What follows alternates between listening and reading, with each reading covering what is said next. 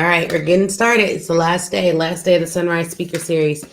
Super excited about having this discussion. If you can tell, my voice is like taking a small hit from being on for 4 days straight and still doing my final speaking engagements of the year. But I'm excited to have this discussion with you all. And so today, first, let me introduce myself. My name is Ashley Kirkwood. I host the Speak Your Way to Cash podcast.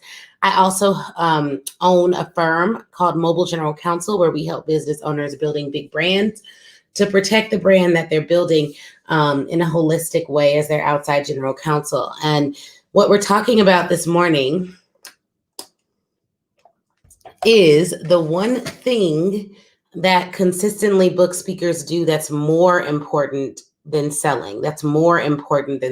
So we're talking about the one thing that consistently book speakers do that's more important than selling. And I'm having this discussion because I think that there's a big misperception in the market that you need to be consistently getting new clients all the time. That's the goal, is to consistently get new clients. And a lot of people actually say that. They're like, oh, well, you want to make sure you're doing business development. You want to get new clients in.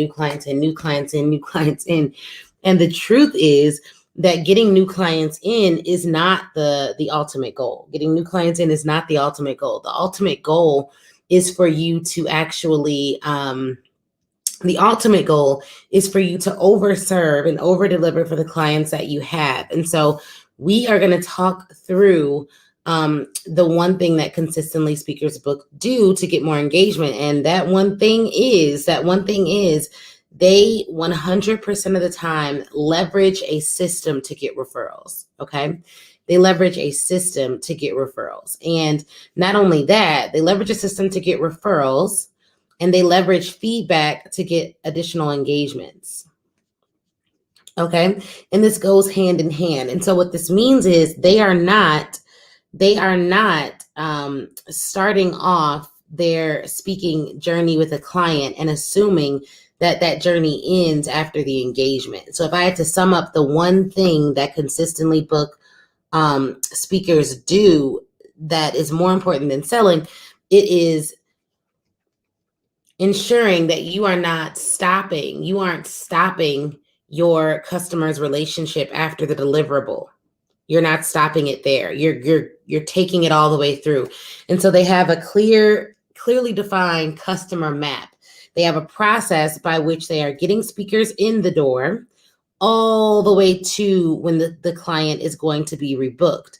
And if you think about it, it looks more like a circle. So one of the things that we do in the Speak Your Way to Cash Academy is we're going to be mapping out our customer's journey, doing a customer map, almost drafting out like a funnel, but for customers. A lot of people think that there's only funnels in the online business space, but in reality, you want to have a funnel-like map for your customer's journey from start to finish. And that finish should really never be finished. Like, it should almost be like when your speaking clients come into your sphere, they are always a client. They are always someone that you are looking out for, considering, and serving in some way, shape, or form. And so whether that looks like after your engagement, you have an email list or an email sequence that you're putting them on to consistently nurture them, or whether that looks like you have quarterly check-ins with them to make sure they don't need anything. And that may be in the form of a newsletter, or like whatever that looks like. You need to have a system by which someone can work with you once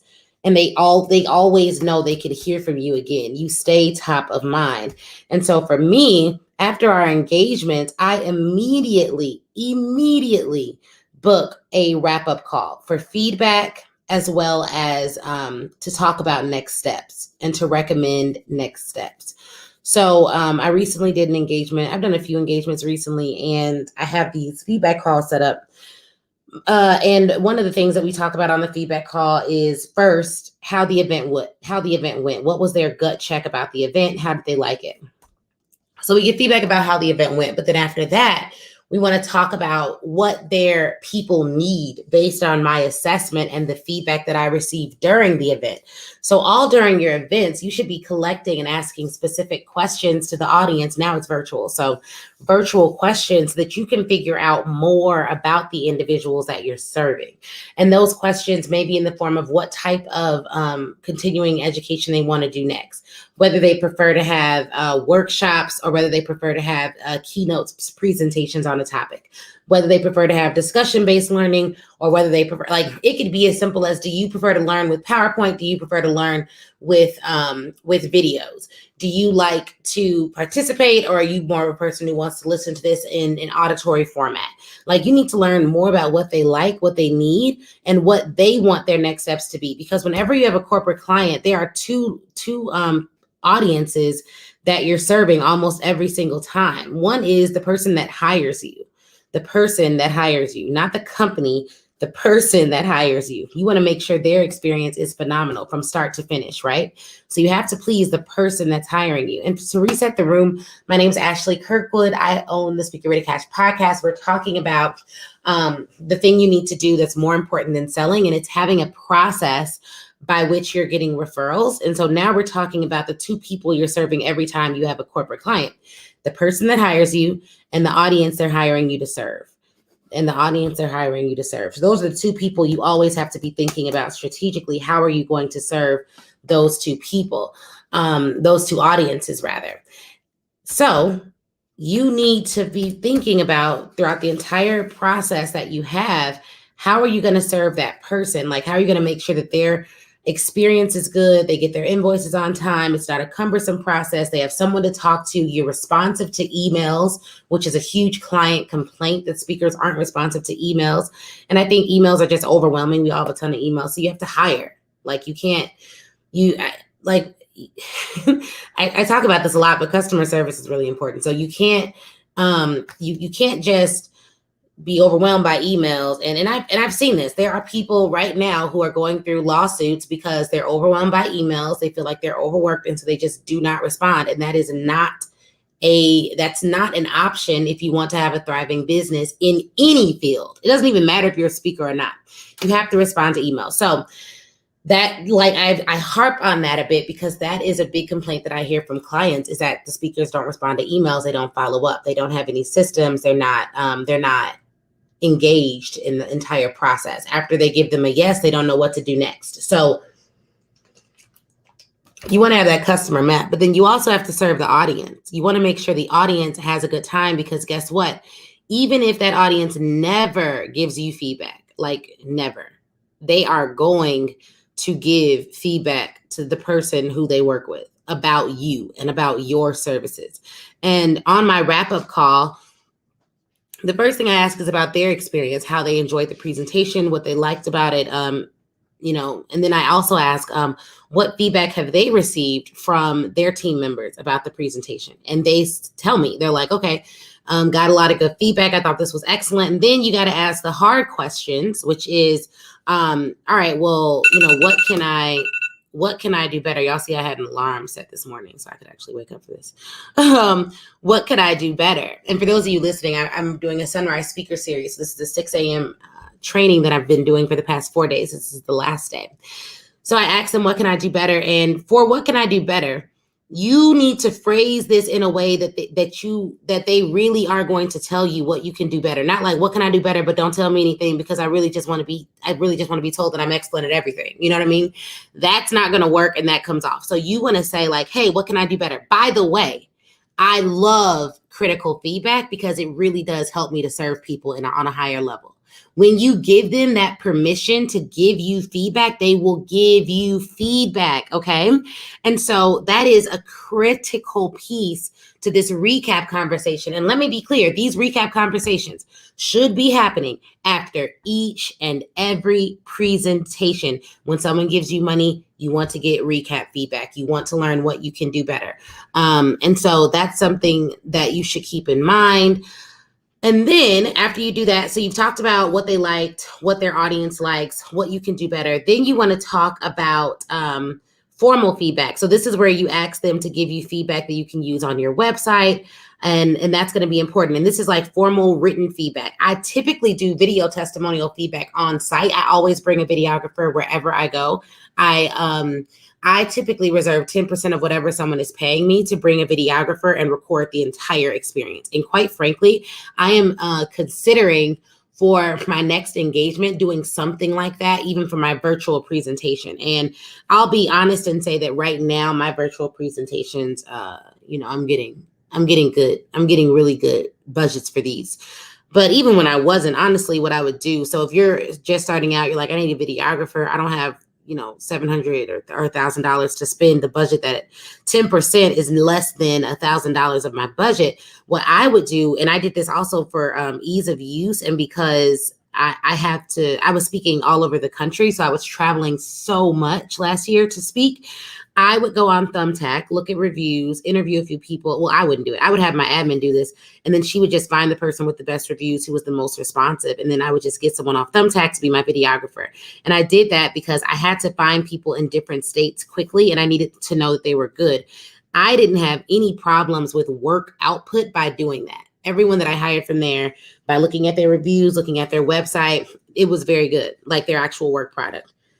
Now, some of them had more professionalism than others. Some of them just didn't have good, like it was just one. It was in Miami. He was just not my favorite, but everyone else was really good. And I recommend this guy named, I think it's Joseph in New York to most of my speakers now. He's just fabulous. I still use him. He like edited lipstick off of my teeth when I did a presentation with lipstick on my teeth. It was like, he's fabulous. But anyways, you want to get a videographer, but right now we're all virtual, so you may not be able to do that. So formal feedback may look like them filling out, and I'm telling you, like it could be filling out a review form just to give you feedback, which is fine. You want them to write out their review. That's totally fine. But then here's the other thing. You want to find out, after you do the formal feedback, you do all that, then you want to go through and figure out, all right, cool. So now let's think about next steps. What I learned from giving the presentation and what I deduced from hearing the questions people were asking and seeing the level of engagement is your next step should be X. This is what I highly recommend you all do next. I'm more than happy to facilitate the discussion. What are your thoughts on that? And they're like, yeah, okay, definitely. That's what I want to do. But then you learn about any obstacles that may come for them actually getting it done. So companies have a lot of moving pieces. One of them being that people change jobs. And so the person that you work with now may not be the person that you work with later. And that's why these conversations are so critical. I found out this week, 2 of my clients at 2 different institutions I have gotten promotions. And so they're both leaving the company, but because they both like working with me and because I don't only work with one person at either organization, this is another pro tip.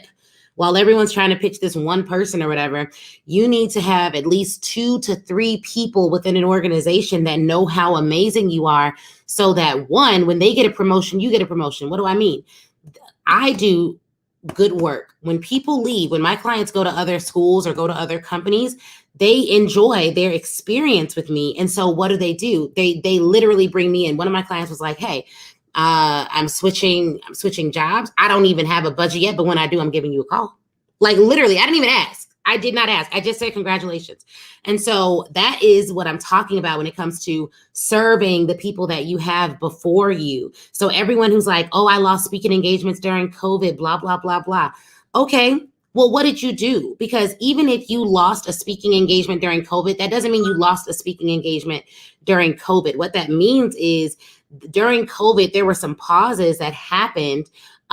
There were some pauses that happened in budgets. There were some pauses that happened in industry.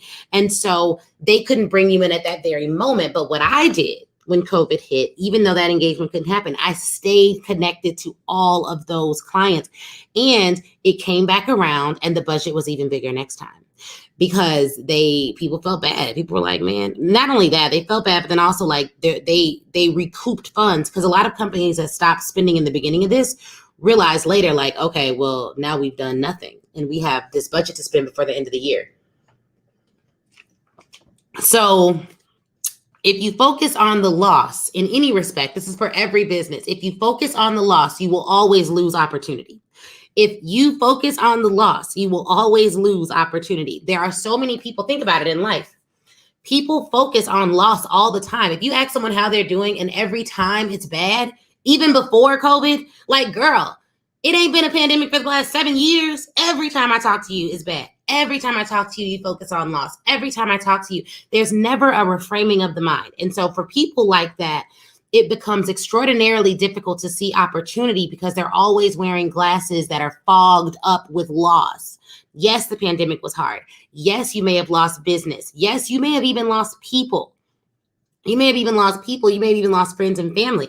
I've had very close friends and family get COVID. And the initial response from me was very like, oh my gosh, what's going to happen? It's like, how am I going to, what it was really, when I found out close family members of mine had the coronavirus, it was more so like, I immediately went into like, what if mode. So what if this happens? What if that happens? What if this happens? What if that happens? And I had to, 1, pray, 2, pause, and 3, realize I cannot worry about things that have not literally happened to me yet. All that does is cause anxiety.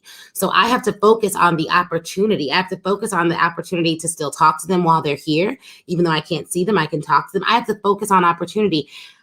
These principles in business that I talk about are principles that I have to utilize in life so that I can stay focused on impacting the people that I'm supposed to impact while I'm on this earth. So some people just focus on loss. Other people focus on opportunity, and that transcends business. But you want to get back to this process. You want to get the formal feedback, of course. Then you want to make recommendations, obviously, about what they should be doing next, the next steps that they should take with you.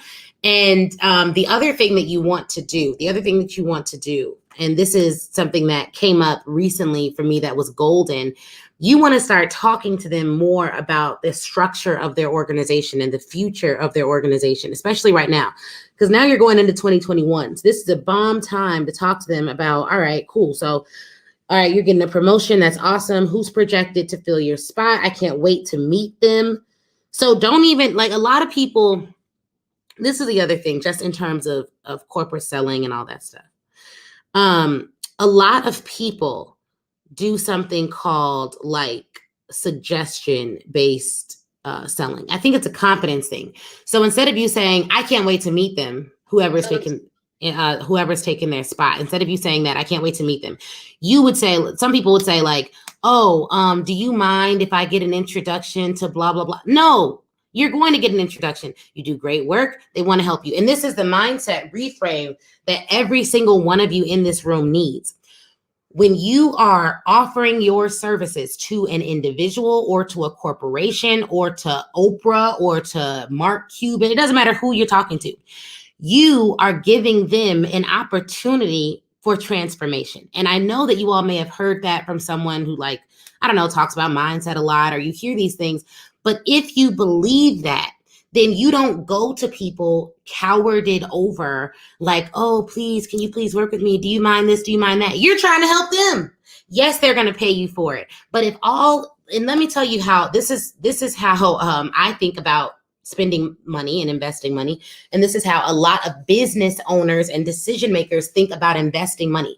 If all I have to do is pay for something to solve a problem, then it's not a problem at all. And I'm glad to pay it.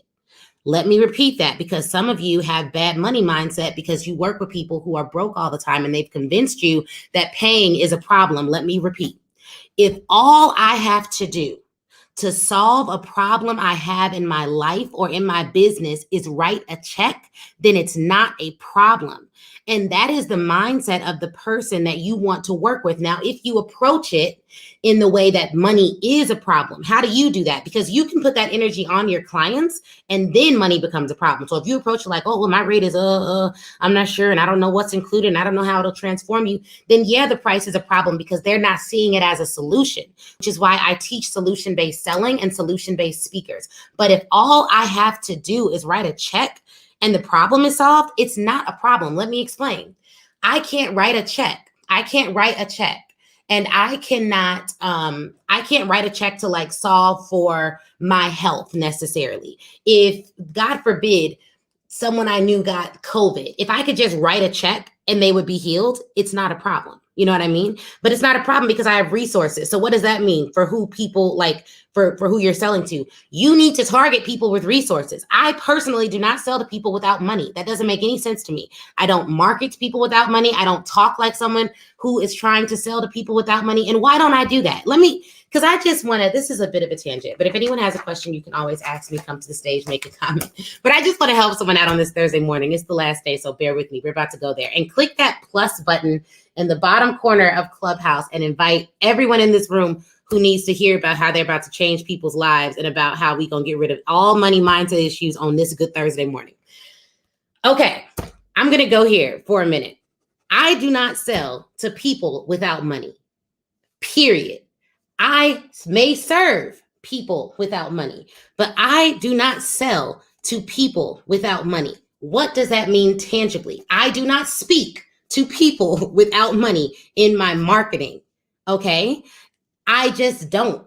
And the reason I don't is because it doesn't make sense, and I believe it's usurious. Now, let's talk about why it's usurious. The reason I loathe payday loan stores and all of these like little bad loan sharks and all of this crap and slumlords and all of that is because they sell to people without money and they charge them usurious rates knowing they can't pay it. And then they make them feel bad for not repaying the loan. Well, that is usurious, unethical, and to me, very shady. Though it's legal, but it's not ethical. I'm a lawyer. I like to operate in the realm of ethics. So I am held to a standard that's higher than the law, just like as a principle thing. So I am not going to sell to people without money. So I'm not talking to you like, oh, if you're a speaker and you're broke, go out, get a payday loan. You need to do this program that's going to change your life forever. No, my programs are $15,000 or $20,000. My legal services are $5,000, $10,000 or $15,000 a month. I have a course that can serve people at like $1,200.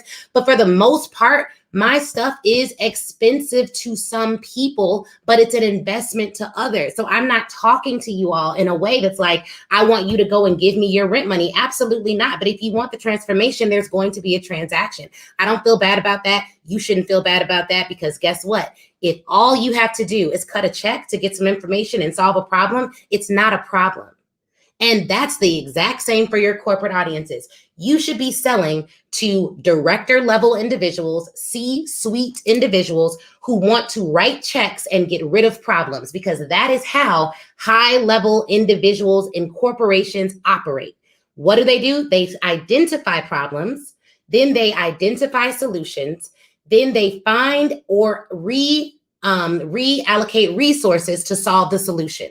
This year, the pandemic hit. So a lot of companies that I traditionally work with weren't traveling a lot. So what did they do? They took the travel funds, used that to pay me to come in and talk about communication. Well, why communication? Because this year we had a lot of racial injustice that came to everyone's, that came to the global stage. This has been going on for a while. That came to the global stage this year. So companies realized, okay, I need to deal with this problem. And let me be clear, it was not because these are good companies. It wasn't because they all of a sudden woke up and was like, we really want to have equity. It was because it was impacting productivity. If your employees are coming to work and they're more upset about what's going on to their people than what is going to get them paid, then they are not going to be productive. So you at minimum, the de minimis solution, right? If I were to use legal terms, would be to bring someone in to at least show that you care a little bit about what they're going through. And so the solutions that you all have to offer, it may be soft skills. I talk about communication with love. I'm not going in and teaching astronauts how to, launch the ship, right? And a lot of you are teaching about productivity, joy, peace, mental wellness, which is like epic. So these companies are sitting back and their problem right now is the people. The people aren't being served in a way that they can show up and work effectively. So what do you have to offer? What's the solution you have to offer to assist that? It's not, and to be real, and I tell clients this, it's not going to fix it. You can't expect me to come in 90 minutes, regardless of what you pay me, and fix all of the issues within your organization. But what you can anticipate is I will start the conversation, give people tools, and facilitate an environment where they can be heard. And that does have a very real impact on their experience within your company. So what you all have to offer is big. Do not worry about selling to people. Like, you want to make sure that you're doing, at the end of every presentation, at the end of everything that you offer your clients, you want to be asking them about, you want to recommend next steps. And then you want to be finding out what is the future of the organization look like to facilitate those next steps. And then you want to see if they have any ideas about how you can help other companies with a similar solution. And guess what? They're going to have ideas, and you're going to write down those ideas and then act upon them. I've gotten some amazing ideas from clients about who I should collaborate with, who I should speak to next, some issues they found in looking for the services, like the services that I offer, the companies they reached out to before me that didn't have the services that they felt should have had the services. So now I can reach out to them and partner. I've gotten ideas about conferences I should be speaking at, people I should be meeting. They've given me names of who I should follow up with next. And guess what? Corporations similar to colleges are similar in that they all have departments. So it's like a corporation, one department may bring me in, but there's 75,000 other departments, right? I'm being dramatic, but there's other departments. So now I can go to all the other department heads and talk about the experiences one department had and expand my reach within the organization. Same with colleges. You come in through one department, but there's a variety of other departments. There's a variety of other ways you can serve.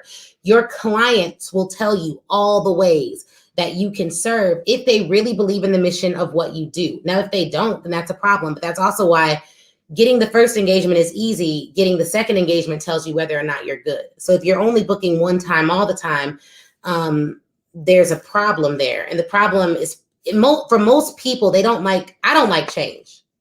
Like, literally, y'all got to put yourselves in the CEO seat. I don't like change. I don't like changing bakers. I don't like changing hairstylists. I don't like changing anything. If you're good, I want to use you basically forever. Like, I'm a forever client. And because I'm a forever client, I know how to make forever clients. And so what you want to figure out how to do, and the thing that is most important to do, is to make forever clients. And really, forever clients genuinely become friends. They genuinely become family. And the wrong clients should not be forever clients. If it doesn't work out, the relationship isn't good, then don't do all this extra stuff I'm talking about, because that's not gonna serve you at all. So I've given you guys some things to think about. I'm gonna stop there. Do you have any questions or any comments? My name is Ashley Kirkwood. I host the Speaking Ready Cash podcast. I'm super excited about being here today. This is the last day of the Sunrise Speaker Series. We've gone 4 days straight at 6 a.m., been consistent with it.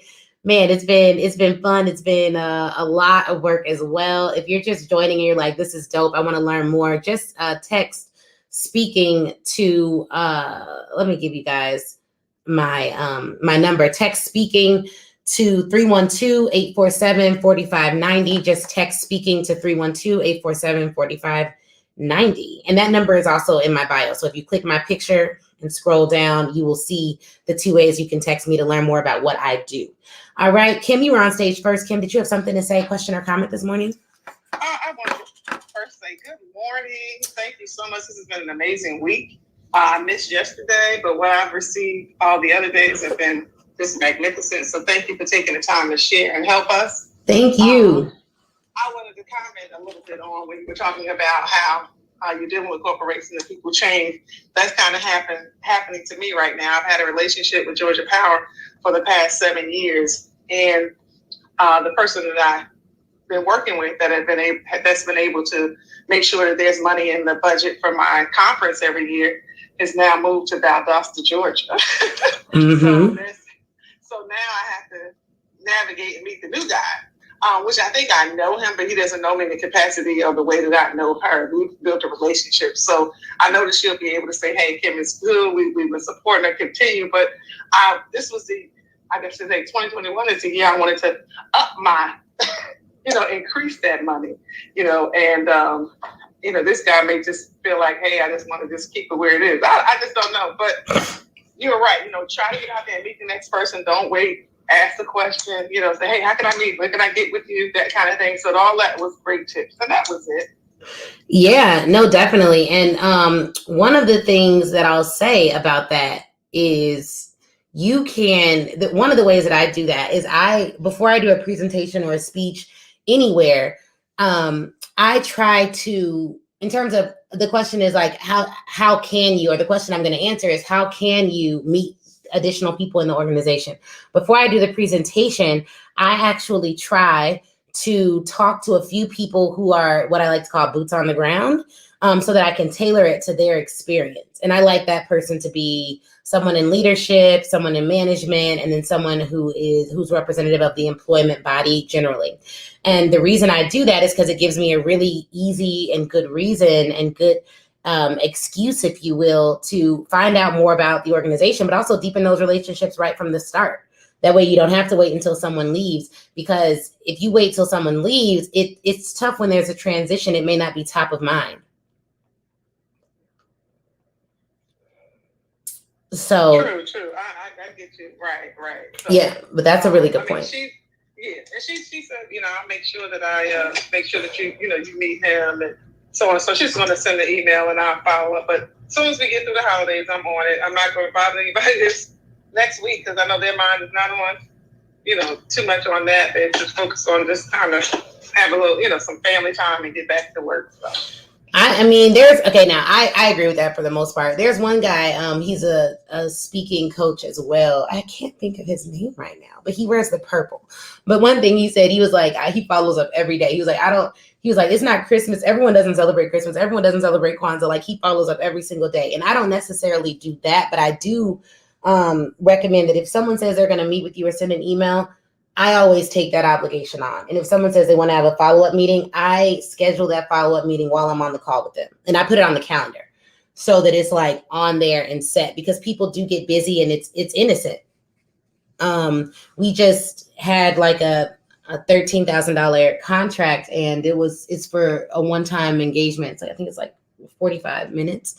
And I wouldn't have gotten that engagement if I didn't like follow up. But I mean, it's like $13K, 45 minutes, and then the relationship is going to grow after there. There's some additional things we're going to do for them after that.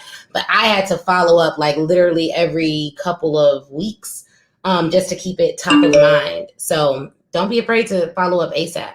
Hey, Adrian. Follow up is important. Thank you. Yeah, definitely. Thank you, Kim. Hey, good morning, Ashley. Good morning. Thank you so much for bringing me to the stage. 3 quick questions. 1, if you could give me Joseph's information, the videographer or the photographer in New York. Yes. I greatly appreciate it. I will for sure. Did you text me great. at that number? Because I could text. I didn't yet, because that was my next question. I went to book the I forgot the name, the audit. However, I wanted to know, do you give an outline of what I should be prepared with for the call? Oh, yeah. So you don't, yeah, that's a good question. You do not need to be prepared. You don't need to come to the call prepared. I think we're just going to ask you questions about your business. So it's all stuff that you'll know. And if you don't know, then some of that stuff we can look up. Like, it's not going to be like, give us your, registration number or any of that. It's going to be stuff that you'll know. Okay. And my last question, I speak at a conference that's generally held at the end of the year. It's an international conference. I did it for the first time a year ago. Now, what happened, because it was the end of the year, this particular boutique hotel, after I finished speaking, advised me that it's the end of the year. Our dollars haven't been allocated for 2021, just to use an example. And I kind of got the runaround, but I saw so many holes and gaps within their business where my service could basically put them on the map in a different way. How do you navigate through all of the channels of, I have to speak to this higher up, that higher up, in order to get the approval for them to purchase and buy? Start at the highest level you can. So don't start at the bottom. Start like a common theme with me, guys. Don't start at the bottom, start at the top. Like, that's always going to be the theme. So start at the highest level. If the conference is put on by, it depends on who it's put on by. If you know the person organizing it, I would start with them. If they're like the CEO of some big company and they're super busy, I would send them something in the mail. And then you can always say in your initial email to them, hey, I see that you do this conference. I already spoke last year. I know that I have some ideas about how to make it better, some of which I think would help the conference to reach more people. Who do I speak to? Is that you or someone else? And then they will either forward that information on or they'll actually talk to you. But I think you need to have a hook in there. It shouldn't be more than 2 sentences, but you should have a hook in there that's like something that they genuinely care about. Yeah, because the way the conference is run, it was a group of hotels that attended the conference. So, of course, they sent one of their sales managers. Their sales manager loved what we were doing, and then they connected me to the general manager. However, he wasn't the top of the food chain. So that's where it was a little bit difficult, and I had to keep back and forth with the emails. And then what took place was, excuse me, there were all the issues with traveling in Mexico and things like that. And I kind of let it die down because I personally didn't know what was happening with the changeover that was happening in government. So, so I'm definitely going to try and do that and reignite that conversation for 2021. Yeah, definitely. And you'll want to think about like, one of the things you can do is come up with or Google hotel organizational chart. And that should give you a hierarchy or some ideas about some job titles that may be in the hierarchy about who you should be targeting, who really is the top of the food chain. Or just Googling who does the general manager of a hotel report to, and then utilize that job title and search Google for the name of that person at the company. So if you put into Google, we'll use general manager, even though that person doesn't have budgetary authority, because it may be CFO or something like that. But general manager, LinkedIn, Hilton, Chicago, those 4 terms, you're going to get a list of names. And what you'll see is that some hotels have a variety of general managers. One hotel chain can have a variety of general managers depending on the region. So there's a lot of different ways to get that information. And then when I reach out to the person who's above them, what I would say is hey, I spoke to so-and-so who is a general manager at blah, blah, blah. We talked about this. Would you be the person who's assisting with budgetary approvals for X conference? ? I wouldn't go into and I'm a speaker and I'm this and I'm that, because they don't care about that yet. But you just want to get the information about who you should be speaking to first. Okay, perfect. Thank you so much. Absolutely. Absolutely. All right. Let's see. Danny, welcome to the stage. Question or comment? Good morning. Good morning. I actually have both. I have 1 comment and I have 2 questions. Okay. Happy Thursday. Thank you for this platform. Absolutely. Part of my comments. So I was able to pick up that this wasn't the first time you've been speaking. This is my first time listening, and I love the gems that you shared. Thank you. Out of notes, and the person who pinged me in here, Chinana Okune, she's been telling me something that you touched on. Don't underprice yourself, right? Yeah. That's good for me, right? So here's my first question. So I'm a life coach by trade, and I launched my practice in September, right? So how do you find a sweet spot with knowing how to start your prices out? Because I don't want to underprice myself, but right now I feel like I'm going through trial and error. Some people have been Danny, you're too much. Some people are Danny, you're not charging enough, right? So I guess starting out, and I know that I don't want to underprice myself, but I know that I still I need to get better, but I know that I'm already good. So I guess how do I price myself? That's the first question. That's a great question. Let me do the first question and then we can go to the second question. Okay, so I'm going to give you guys a couple ways to approach this. Number 1, the general principle that I live by is I do not sell to people without money. That's first off. So you cannot ask people without money about your prices. That's number 1. Number 2, there's a couple ways to approach it. One is more pragmatic, and then one is going to be a little bit more based on you. So the first is market research. You can literally hire a VA off Fiverr or Upwork or whatever, pay them whatever they charge. For market data research, some people will just charge, they charge a lot less. And you want them to go and find 100 life coaches, right? And of the 100 life coaches they find, they should give you their website, they should give you their name, and they should give you their rates. And if the rate is not listed on the website, this person needs to email them and find out their rates. They don't need to tell them why. They don't need to do any of that. And then you're going to have a chart. And then you're going to look at the average of that amount, right? And then I want you to look at the life coaches on that list of 100. And you're not going to do this. You're going to hire someone to do this. It's not going to be a lot. You can use something like Fiverr. You're going to look at the average of all of those life coaches. And then you're going to ask yourself, well, am I average? Well, obviously not. You're here. You're above average. Then you want to look at the top 25 highest paid life coaches. Okay. And then what are the common threads amongst them? And figure out how you can position yourself in that bucket and what that looks like. And the way that you're going to position yourself may be multi-pronged. So who do they partner with? Who are they going live with? What type of platforms do they leverage? Do they do podcasts or are they blogging? Who are their clients? What's the profile of their clients? And when you see the profile of their clients, then you're going to be like, all right, cool. So then that's who I need to talk to. Those are the only people I need to talk to in my marketing are people who have similar characteristics as these folks. But the other thing may be, and this is something that I recommend to therapists as well. Like my therapist is thebomb.com, went to I don't know, I think it's Dartmouth or Duke, some amazing school. She's awesome at what she does. But the rate for therapy isn't that much. It's very, it's like maybe under 200 per session. Honestly, I would pay more. You know what I mean? So it could just be that you need to not brand if you find that the average rate is just low in general for your industry, which I think for life coaching, it's not that high. Like I have a friend who said she get like 6 or 7 sessions for, I don't know, a couple thousand, if not less. But if the average in the industry is low, then you need to position yourself outside of the industry. And outside of the industry may look like, instead of looking at life coaches, you then start to look at executive coaches. You start to look at productivity coaches. You start to look at different names for what you do that charge more because they're outside of the average. Because what I find is that people feel like I do trademark law at Mobile General Counsel, and there's a lot of trademark lawyers online, and their prices vary greatly. But at the end of the day, the reason why people come to me over, I look at my clients literally from last year to this year, we've had several clients that have 10x their revenue.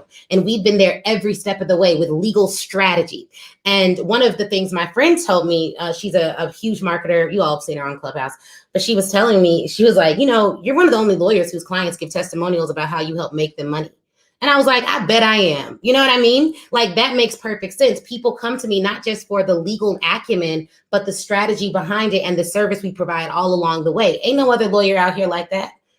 Actually talking about licensing and leveraging and making the clients money and clients 10xing revenue, not a single one went out of business during the pandemic. Our contracts cover pandemics and we didn't even have, we didn't know it was going to be a pandemic.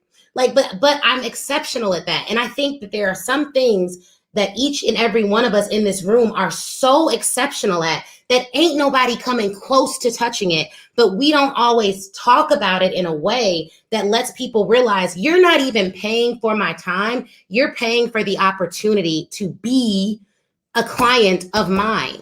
Let's be real about that. And it's not you're better than your clients. This is an opportunity to be a client. But no, you're paying for the opportunity to get my intellectual property on a 1-to-1 ratio that will transform your life. It's a service. There's a reason why it's called service. It's a service. So you want to make sure that your pricing doesn't diminish the service, because when the pricing diminishes the service that you provide, people don't implement on a high level. And why don't they implement? Because it's undervalued. So some of you, Clubhouse has made it so that people can get high level information and high level gems, and it's common. And so there are some people that are going to take notes and implement, but there are other people that are like, all right, I need to buy something from this woman so that I can get to the next level. And most people buy because they're like, all right, I know that if I invest, I'm going to be expecting a return on my investment. But if I just get something for a low cost or for free, I don't expect a return on my investment. And you have to think about it, what is the return on your investment? So the second thing you can do outside of market research would be to just figure out your money goals. You want to make, I don't know what it is, but $200,000 a year on the coaching side of things. And if this may be a low number for you, I don't know, but if it's $200,000 a year on the coaching side, but then you only want to work with 10 clients, then 200,000 divided by 10, that's how many clients you're going to have to sell. You know what I mean? And then it looks like, all right, well, if those are my goals and I only want to work with 10, and I say 10 clients because here's the thing, working with a whole lot of clients requires, I think, a team in order to do it on a high level. And I don't like doing things on low levels. So if you wanted to do 10 clients a year, you wanted to make $200,000, that means your average client value needs to be $20,000. There can be a lot of different ways that you create packages that are worth that, but then you want their return to be significant as well. So what's worth $20,000 to the people that you want to serve? And for most people that are high achievers, it's clarity, peace, and like big ideas. Honestly, I pay for coaches for ideas. I don't even care if like I'm not paying for the coach to transform my business. I'm going to transform my business, but I'm paying the coach for ideas and for strategy and for direction. But I'm going to do the work to transform the business. So you want to, those are the two ways I can approach it. The first one is like very tangible. People can get behind it because they can see it. The second is like pretty much all about you. Like, what do you want to do and how do you want to make it? And if you take that approach, you're going to have to position yourself probably not as a life coach because everyone's heard that. And I think people are used to paying life coaches and therapists lower rates than that are warranted. But there's opportunity for you to really transform how you present yourself to an audience. But knowing what other people are doing in the market is helpful because it helps you to identify your competitive advantage.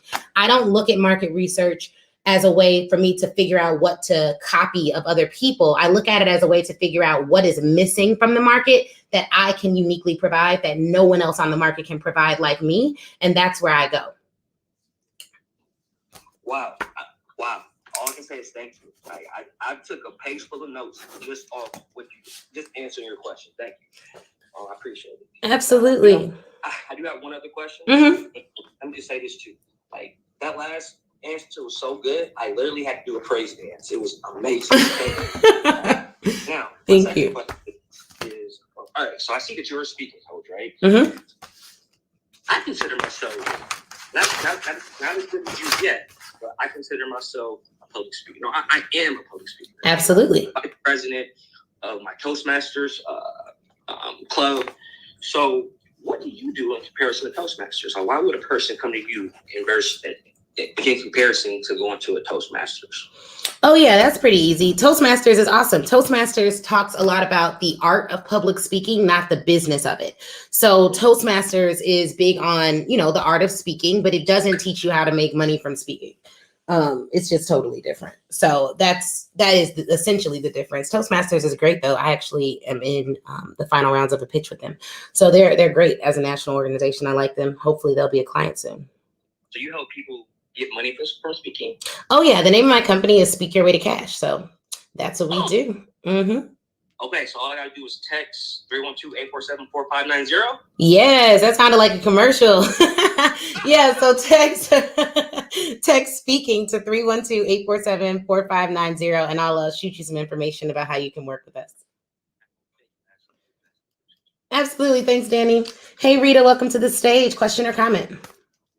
Hey, Ashley, good morning. Good morning. I actually have a comment that I hope may be helpful. I think it was Adrian earlier that was talking about the people to speak at a hotel. Mm-hmm. I actually worked in hospitality, and the decision makers at a hotel sometimes are off property. So depending on which ones you're looking to speak at, I would look at their ownership group or management group. And you can Google the hotel, website, and it'll probably give you that information and the contact list. Because when you look at budget, some of the movers and shakers could be the revenue managers that control the budget. It could also be someone that's just off-site, marketing and stuff. And budget times for hotels are usually in Q3-ish time frame, if that's helpful as well. Making sure you're top of mind when they go in to do budgets. And sometimes they can move money around potentially from a marketing budget as well. Fabulous. Thank you so much.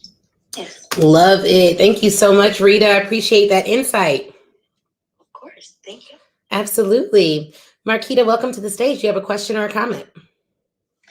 Ashley, thank you so much for hosting this. This has been amazing. So I have a comment and a question. So I love your shout out to therapists. I am a therapist for the last 11 years, and I'm really trying to move more so into speaking because I've been a therapist for 11 years.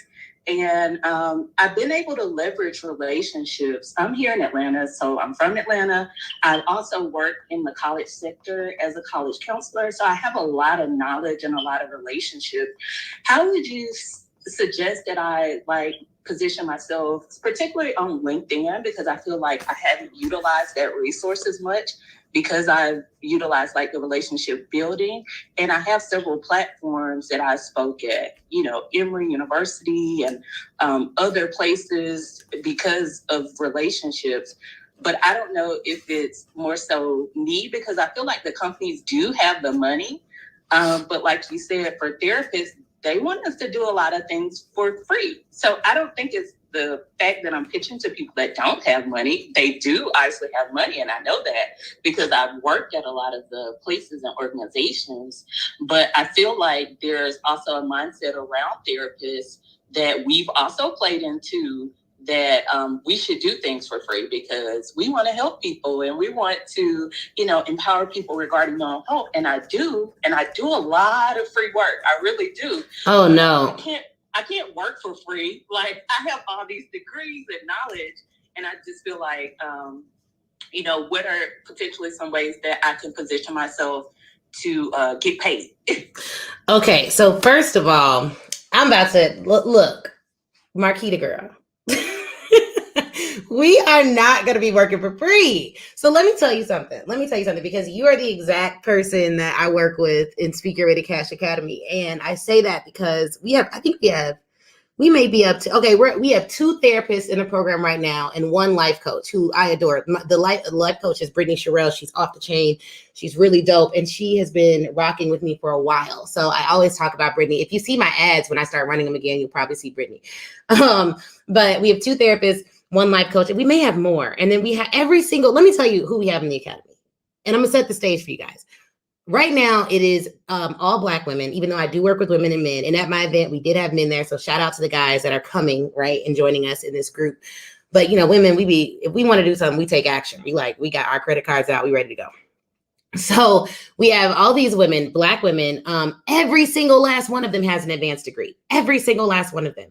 And so I say that to say, though, there is this mindset amongst us that if we achieve, we have to reach back and help others before we have solidified our foundation. The reason you cannot afford to do things for free, if you really want to help people, is because your ability to help people expands astronomically with either your wealth or your influence. But for a lot of us, based on the work that we do and based on the influence that we have now, we have a higher probability and propensity to get wealth than we do to just grow influence. And sometimes it happens at the same time. But I'm not a political activist. So I'm not like Dr. Martin Luther King. It wouldn't matter. I don't know what his bank account looked like, but he had amazing influence, even if he didn't have a whole lot of wealth. I'm not in that lane. I'm not a pastor either. So my lane is corporate. That's what I do. I am in the for-profit business. I build companies. I help people build their speaking businesses. I help people protect their businesses on the legal side. And so my ability, when I think about influence and income, my influence has gone up with my income. But when you have money, you're able to impact and help so many additional people. The reason you can't work for free is because honestly, you will never be able to sell on a high level if you don't feel like your needs are met and served first. It's just what it is. But don't think that helping people means that you have to give them something for free. Guess what? Rich people need help too. Big companies need help too. And if you allow large corporations with budgets and with money and with resources to underpay you or to not pay you, they will never pay you. And this is as a general rule. Every now and then you'll find a company that'll come up, but most companies, and it's not a company, let me be very clear. Sarah in the accounting department who wrote the check for $500 for you to speak is not mentally capable of writing the check in most instances for $50,000 for you to speak. Not because Sarah doesn't have the money, but because Sarah doesn't see the point. Because we've allowed Sarah to get something for $500, and we are dealing with employees. The employee mindset still plays a role in this. Employees are the people that we're selling to. They are the ones who are trying to figure out, why would you even get and deserve a check for that amount when they work X amount of hours and get paid X amount of dollars? This is why it is critical. Now I'm back on a soapbox, guys. It is so critical that when you speak to these companies, you speak to them as the CEO of an organization with employees so that they respect you as such. I don't care if you don't have a single employee. Every conversation I've ever had with a company has included we, us, them, our department, our, you know what I mean? Like, because when you do that, they're not looking at it like, oh, Marquita doesn't need $7,000. Why would I pay her that? I only get $4,500 every 2 weeks, and I've been here 10 years. You don't ever want them to go there. You are the CEO of an organization. You have employees and departments. You have people that you have to feed internally and externally. And this is why you need to start at the top of an organization, because I don't think the CEO of Pepsi would come and pitch the assistant at my company to do anything. They're looking only for the CEO, only for the C-suite. And you are a CEO too. The reality is most of us are just in pre-billionaire status. Whether we reach it or not has everything to do with our confidence and not much to do with our competence, but also a lot to do with our mindset. How do we view ourselves? And this mindset that Black women have to help people. And so in order to do that, that means we have to, do stuff for free. Doesn't make sense. Again, I'm not like, you can serve people, but I serve from my overflow, not from my cup. Like, I'm not giving you the water I need to drink to survive. I'm giving you the excess that I have because I've properly filtrated what I got. Like we need to only serve from our excess. And I'm going to tell you guys a story. This is going to be controversial, but I'm going to say it anyways. And it's controversial because most of us just don't have real talk about this stuff. I have a mentor, older guy. He's white, older white heterosexual male. I say that to say he has all the benefits of society. What most people would think would be all the benefits of society. And he sat me down one day. I was working at a law firm. At this time, I was probably, I was making $250,000. I was maybe 25 or 26. I was young, and he was my mentor. And I was talking to him because he had made he was the second highest paid partner in the firm's history, I believe. And so I'm talking to him one day, and I'm like, yeah, I want to do this for the community. I want to donate to this organization. I want to donate to that organization. When I negotiated my job salary, I actually negotiated in that they would donate to the Black Women Lawyers Association. And I did that because, of course, I want to help people and I want to serve and I want to do all these things. And I was like, well, you got to give a donation here. You got to pay me this much money. I negotiated all that. And he was like, Ashley, why are you so focused on your community? Basically, what he was implying was like, it always intrigues me. I'm going to paraphrase. He was like, it always intrigues me that Black people are so focused on helping their community, but they're never focused on getting rich themselves first. Why don't you just get rich? You're smart. You have the ability to do it. You're here. You're literally the only Black woman here in the department. Why don't you just get rich, focus on getting money, and then buy the school? And then just buy the block and don't charge them those usurious rates. Just do stuff with the money that'll help people, but you have to get rich first. He was like, you should be focusing on getting rich. He's like, I know nobody else will tell you that, but I'm gonna tell you that. It doesn't make sense. You have the ability to do it. Focus on getting rich, get money. And I was like, you know what, Carl, that's a good point. Oh, no, I've said his name. I was like, all right, well, that's a good point. And it really shifted my mindset around it, because I think that we almost feel guilty for acquiring accolades when we haven't helped everyone else to get the same. But that's not an obligation that you can afford to take on if you want to have impact that extends past your lifetime. So if you want impact that extends past your lifetime, you have to get paid. Now, in terms of the positioning, how do you position yourself? One, you're going to need the confidence to lead them through to paying you. People follow leaders. If no one is following you to the purchase line of whatever you're selling, it's because you're not leading them there. If you don't lead people through your process, then they will do whatever they want with their dollars. So if you're going to lead someone through a process, what does that look like? That looks like having a very clearly defined role, a very clearly defined call with them. When you get on the phone with the company, you should have a script. I think we talked about this the other day. That script should lead them through the buying process at least 5 times before I even say my price. I'm getting them to agree and to say yes. We're co-creating vision along that process. This is stuff that we cover in the Speak Your Way to Cash Academy. So if you're interested in applying for the Speak Your Way to Cash Academy before we start in January, then you want to text apply to that same number. Just text apply to 312-847-4590. But you want to lead them through that process, and you have to make sure you're talking to the right people in the organization, because if you aren't talking to the right person, it's very possible that all of the things that you do, even if they're right, even if they're well positioned, won't work. The other thing, when you talked about LinkedIn, you want to make sure that your signature speech, your secret sauce is front and center. And there's a very clear way to work with you. So on LinkedIn, for people who have multiple audiences, I have a section on my LinkedIn that's like how I help companies, how I help coaches, how I help business owners. It's like different sections and it's bulleted. Like, this is how I help who, you know? So you want to make that really, really clear on LinkedIn, but it's not the LinkedIn. The other thing you said that I wanted to help everybody with, relationship building. I've been building a relationship. I haven't really been selling. This is another thing that, you know, some people may like, some people may not, but I'm gonna just tell y'all the truth. So if you're in here and about to drop a gem, just post, click that plus button at the bottom and invite your friends in, because it's the last day. So we're going all out.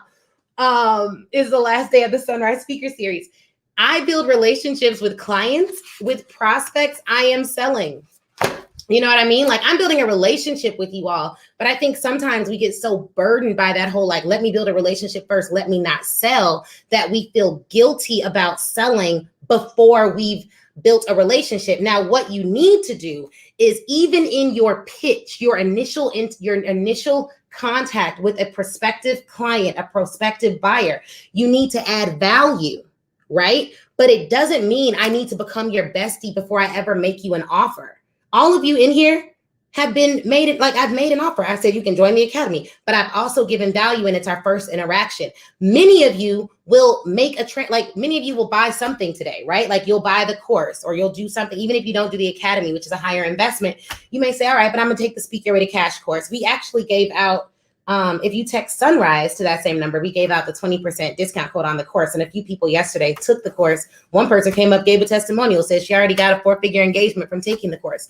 But I don't know every single last one of you personally. So I think we need to get out of that mindset. And this is what people teach that I think have a whole lot of time and money to spare. Yeah, you want to build relationships, but to be honest, you're not building relationships if the goal of building the relationship is to get their money. That's not authentic anyways.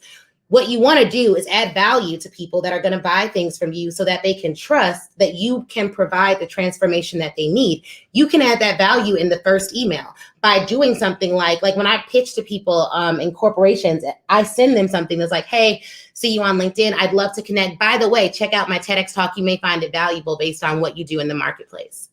So I'm sending them something with value from the jump. They're going to watch it, and I can tell if they click the link and actually watch the video. For the people that actually watch the video and click the link, now I follow back up because they know who I am. They know that I can speak well. They know all of these things about me. And so the next question is like, hey, I'd love to chat more about this.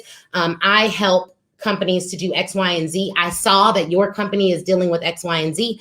Do you mind we have a 15-minute chat about that? About how I can help you with that problem. So we're getting to the money conversation quickly. I'm not sending them 15,000 articles first. I'm not doing all of that. Sometimes I'm inviting them to an event that's complimentary in their field. And then at the end of that event, I'm asking them, do they want to take the next step? Because think about it from I don't know how you process buying things, but for me, I don't like when people on Facebook send me a message and it's like, hi, like, girl, are you trying to sell me something? What you want? Like, what are we talking about here? I don't like that. I feel like it's disingenuous, because at the end of the day, they're not trying to build a relationship with me. They're just trying to like say enough niceties before they make the pitch for me to not feel like they're being sold to. And I'm also not that person that posts like those little statements on social media like, oh my God, don't DM me. Who are y'all DMing me? Blah, blah. Like, that's stupid. It's sales. If you don't want to be sold, don't buy. You know what I mean? Like, I'm just not that person. Some people are. They're like, this girl DM me and they screenshot it. Like, that's petty. The woman owns a business. She tried to sell you. You didn't buy it. Move on. Like, who really has time to do that? I think it's just, I think it's in poor taste, and I think it doesn't understand sales. That said, my background, inside sales. I would make 150 calls every single day to people I did not know to sell them stuff over the phone. And between 1.5 and 3% of those people would buy every single day. So I know for a fact that you can make an entire career and money by DMing and selling and calling cold people. I don't think it's the most effective way to do it. It doesn't have the highest conversion rate, but it is a way to do it. And so that's why I don't critique the way people sell. I either buy or I don't, but I prefer for people to just hit me up like, hey, I want to, I heard you talk about this. I want to sell you this. What you think? And I can look at the website and make a decision because I'm busy, and that's what it is. But a lot of people are busy too. These corporations are busy too. So don't think you got to build a whole relationship and all that other stuff. You need to actually get paid. You want to add value, but that doesn't mean build a relationship over like all these years of time that may or may not be fruitful. Okay. So that was a long way to answer your question. Hopefully something in there was helpful before I went on the soapbox, Marquita, but I just, okay, good. It was really helpful. I'm the CEO and I need to get the bag. Yes. Yes. Summing it up. You're the CEO. You need to get the bag. I have a special place in my heart for therapists because like in my life, therapy has been so transformative. And I wonder like, why doesn't she just charge me more? Like this is good stuff. I've gotten more from therapy than like some coaches that I've paid thousands upon thousands of dollars to. So, therapy, life coaches, like my friend's life coach, I've literally watched how her life coach has transformed her life. So I love working with therapists and life coaches and just helping you all realize how valuable you are to the market by repositioning. But yeah, girl, keep changing lives, but also get the bag. All right. Ariana, am I saying that right? Good morning. It's Irena. Irena. Okay, cool. Awesome. I made that way too complicated. Irena. That's the premise pronunciation. Trust me, I've heard others. Okay, awesome. Irena, welcome to the stage. Question or comment? But for one comment in there for Marquita. So I'm the CEO of a company called Hooky Wellness, which is all about helping individuals and leaders navigate burnout through digestible mental wellness solutions. So I actually have speaking engagements, and sometimes I partner with therapists and coaches. So Marquita, let's connect. I bring them into my speaking engagements because there's some things that I just don't feel comfortable talking about, but I'm ready to go deeper because it needs to be had. So Marquita, any other therapists and life coaches, I'm creating a platform where I need your skill sets. But Ashley, question for you. One of the things that I am getting through is I'm getting my mindset where it needs to be as opportunities are coming to my door. And one of the things that I've struggled with is succinct language to help me speak to my area of expertise being the experience as the end consumer. My short story is my background is in business, brand management. I've worked in CPG. I worked in tech. I've had a good life and a good career. I hit burnout after being in a toxic work environment. And then that, because I didn't know how to treat it and it was challenging to get the support that I needed when I needed it most, it continued to spiral and accelerate into the more severe stages.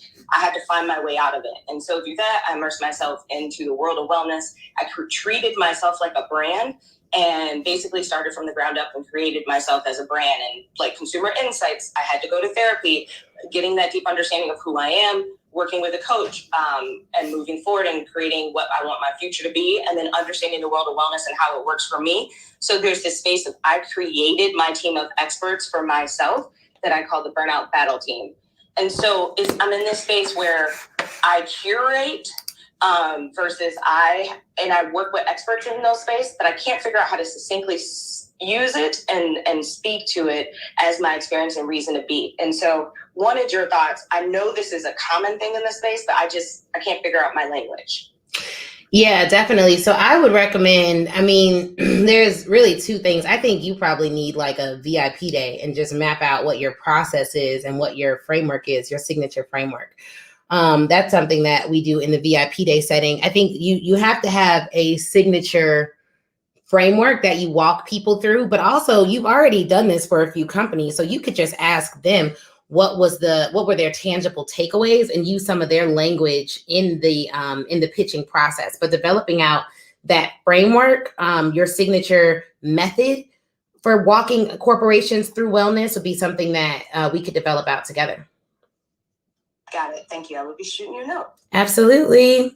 And for those of you just joining, typically we end at 7, but we're gonna keep it going because we got a lot of people on the stage right now. Lacier, is that right? Hi, it's Lakier. How are you today? Lakier, good. How are you? I'm doing great. Thank you for hosting this room. It has been awesome since I've been in here.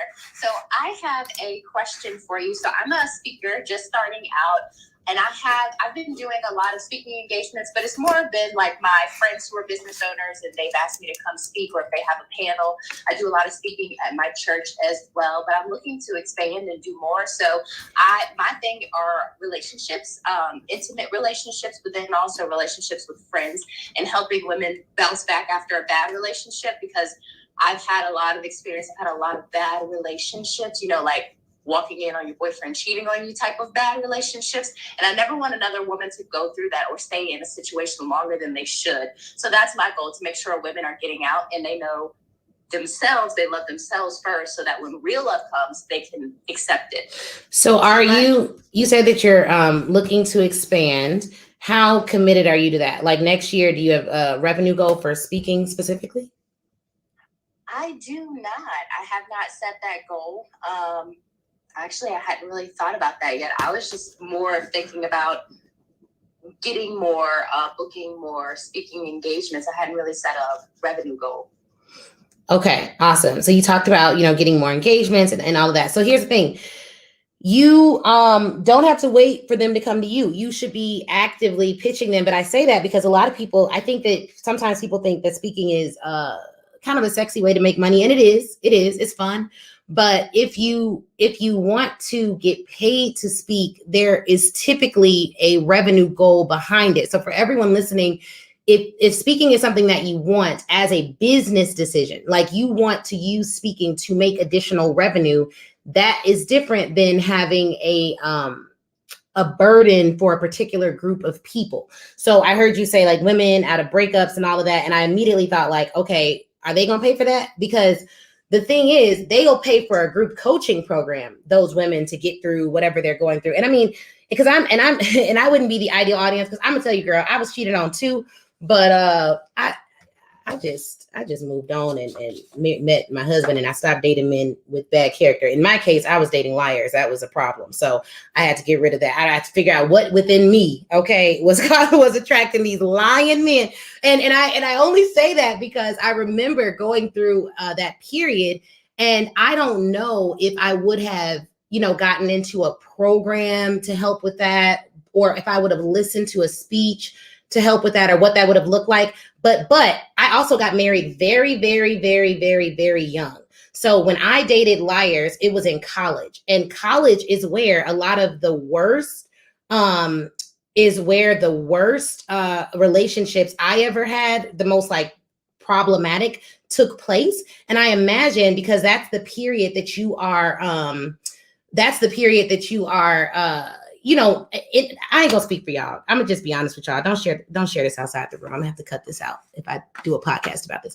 But like, that was the period in my life where I was making the worst decisions. Like, I was hanging out, I was partying, I was kicking it. So I wasn't in the mental space to attract good people. I say that though, because thinking back, most people I knew were not dating the best people in college. And so if you are going to do something about relationships, I would pivot it, if you want to make money from it, to talk about healthy dating on college campuses and what that looks like. And then I would pitch it to colleges, because that is going to be relevant and relatable, and you'll still be able to help women. But if your goal is to help, adult women through any trauma that they're dealing with in terms of relationships, I wouldn't be the ideal audience for that. So I won't speak on how that'll work, because I literally got married at 22 and my husband's fabulous. He's very good.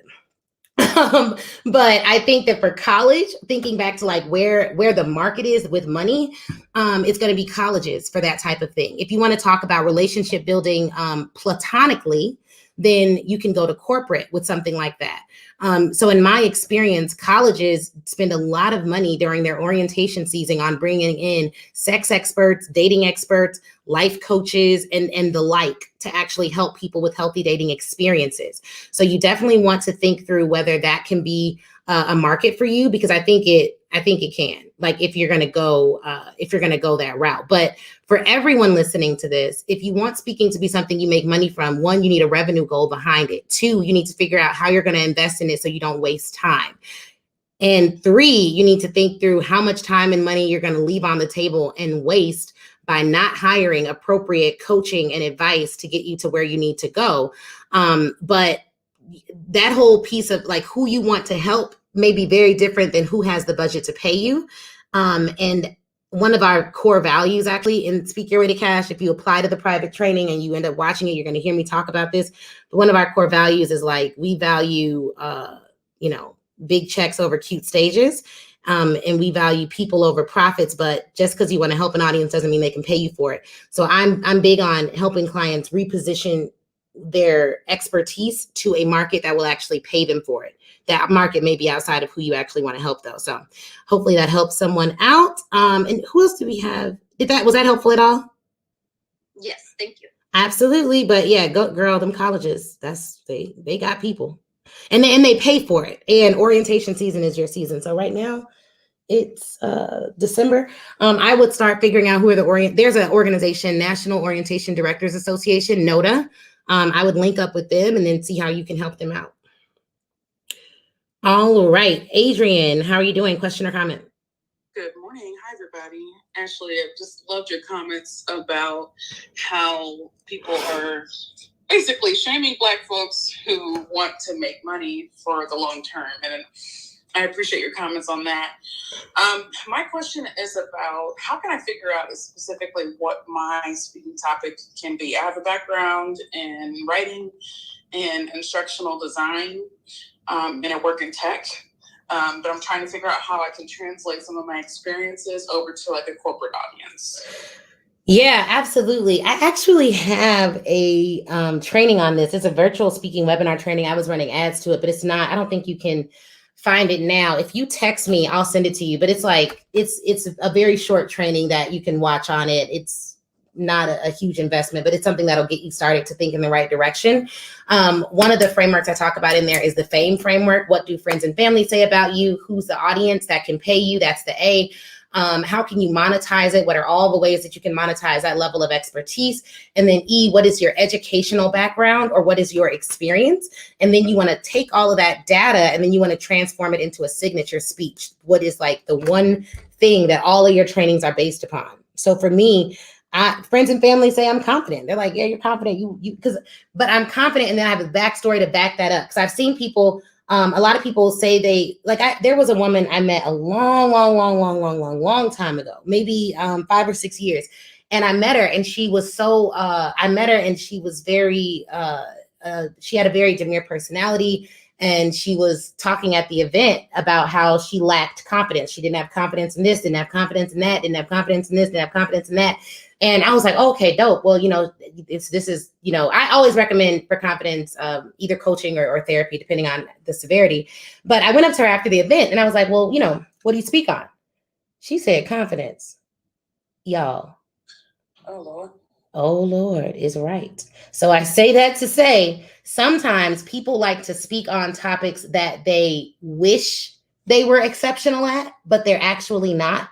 Whereas I think that you should speak on whatever topic you are actually exceptional at. It's the thing that like exudes from you, regardless of what you're doing. And for a lot of people, I think that they feel like there's certain topics they have to choose because they're popular in the marketplace. And that's not true, which is why the E in the FAME is experience or education. So don't think because you don't have an educational background in something, you can't talk about it. Some people are introverts, but they built multi-million-dollar businesses. Other people were always cast aside. They were always picked on growing up, but they were resilient throughout all of it. And they still grew to be exceptional at whatever they were. Other people are introverted, but they lead people very well. They can develop consensus. Other people may lack confidence, but they are exceptional at friendships. They just know how to build long-time relationships. They got friends from 35 years ago. Other people are just the type of people where every single person who comes in contact with them feels better upon leaving. They know how to be empathetic on a higher level. All of those skill sets are 100% acceptable and amazing to speak on. But what you have to be self-aware, because that's an extreme example. But in that example, it just makes me think that I don't know why she thought that was a good topic to speak on. And of course, it wasn't working out. Like, she wasn't getting booked, but it was because if you speak on confidence, you got to show up. If you speak on leadership, you have to have a story backing why you're a leader. It doesn't mean you have to lead a team of 500,000, but at some point, your story has to weave in leadership. And then check this out. Maybe you have never led a team, but you're still good at leadership because you're all about personal leadership, personal development. You've led yourself through a variety of trials. You're the type of person where if something goes wrong in your life, you look at every loss as an opportunity, regardless of what it is. One of the mindset shifts I made was nothing happens to me, everything happens for me. And it just made me like look at life differently. There's always a reason to be grateful. Other people have gratitude, you know what I mean? And so if that's the case, then they're really good at gratitude. So you want to make sure that if it, like, whatever your thing is, it should be something that friends and family are saying about you, or your educational background supports, or your experience supports. But after you find out your topic, that signature speech, that's going to be the thing that that's going to be the thing that sells. Thank you. Absolutely. Alicia, is it Alicia? It's Alicia. Yes, Alicia. Okay, awesome. What's up? Yes, Question or good comment? morning. Good morning. Yes, ma'am. I'm so glad you called on me before I have to jump off at 7:30. But this must be the day for therapists. Yes, come on, therapists. Help the people. Yes, ma'am. I'm the CEO of Live Like Her, and I'm a therapist of 16 years turned mental fitness coach. And my divine client is the woman leader. So my business mission has been to help these women to lead and succeed in their life, their career, and their relationships by becoming better stewards of their mental and emotional health. So I do that through my speaking, my teaching, and then one-on-one coaching services. So my challenge has been learning the high-level business side of helping people, because as a therapist, and I can't remember the other therapist's name, we are helpers. So we have historically charged way less than our value. So I am figuring out how to translate that, what I do, the knowledge that I have to offer, into those high dollar packages, and I haven't quite mastered that yet. So the other challenge is historically Black women, we have been employees and not business owners. So I don't have a very large circle of women that I know who are business owners. So I am learning from ground zero, and it can be very challenging, overwhelming, and sometimes tempting to give up.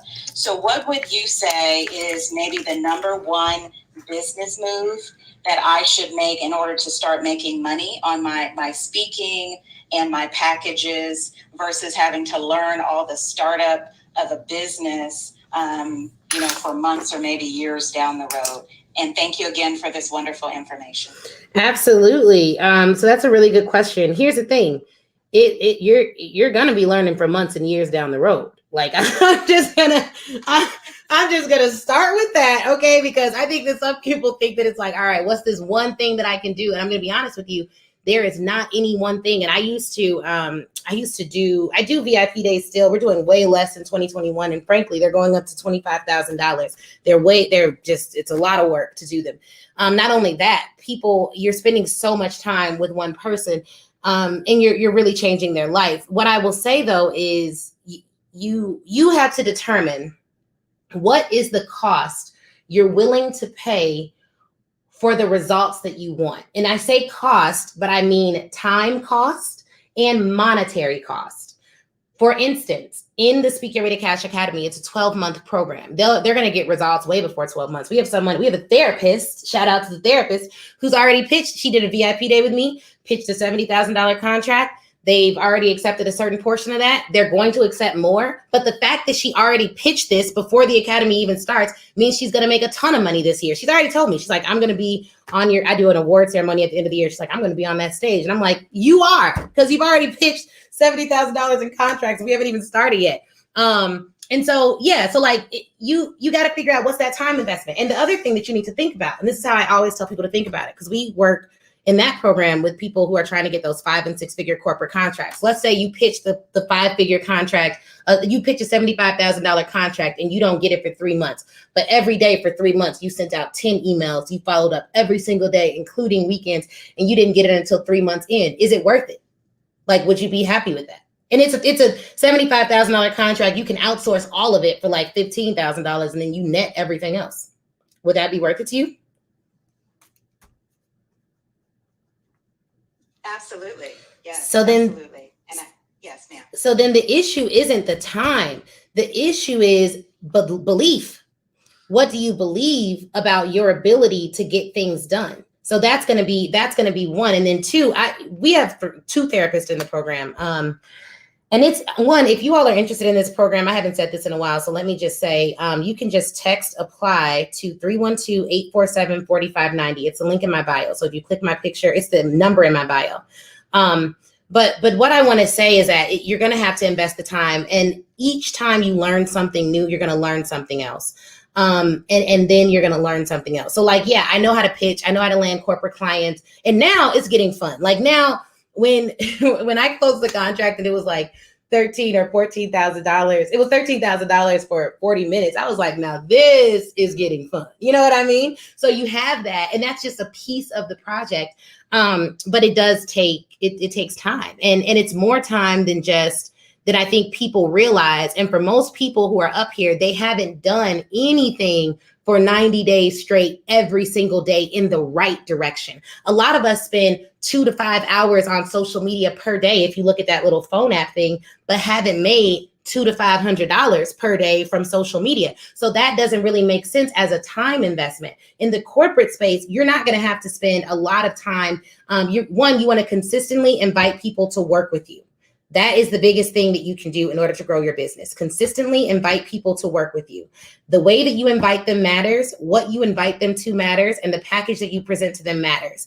The reason there's not really one thing is because if you invite them and the invite is right, but then you move forward and then the actual presentation you give them in your sales call isn't good, you don't ask the right question, then it falls flat. If the sales call is great, but then you send them that proposal and the proposal's janky and they forward it to their boss and he realizes this is janky, then it falls flat. It's almost like Facebook ads. People in the online marketing space understand this. So I can't just run a good Facebook ad and the landing page sucks. I can't put $5 a day in a Facebook ad and want my return on investment to be $500,000 a month. A lot of people want to invest $200 and then they want a 7,000 time return of investment on that. The people who email our customer service department the most are the people who buy like our $19 webinar, and they buy the $19 thing, and then they're like, oh, well, I couldn't get in, or I could, like I say that to say we offer programs for like, I don't know, $15,000 a month. Those clients don't email us as much as people who we've sold something for $19 to. That also means if you're going to sell services that are at a lower cost, you have to have a higher volume and you need customer service to sell them well. What I would recommend to you is that you figure out who is the person that can lead you through, even if you invest a year, like you invest a year, you learn what you need to learn, and then you go on and grow. But what I found is I invested last year in my business for the entire year, spent probably $70,000 on coaching, the most I've spent on like individual coaches. And then this year I turned around and did it again because I was like, man, now I got more money, but I also have more questions.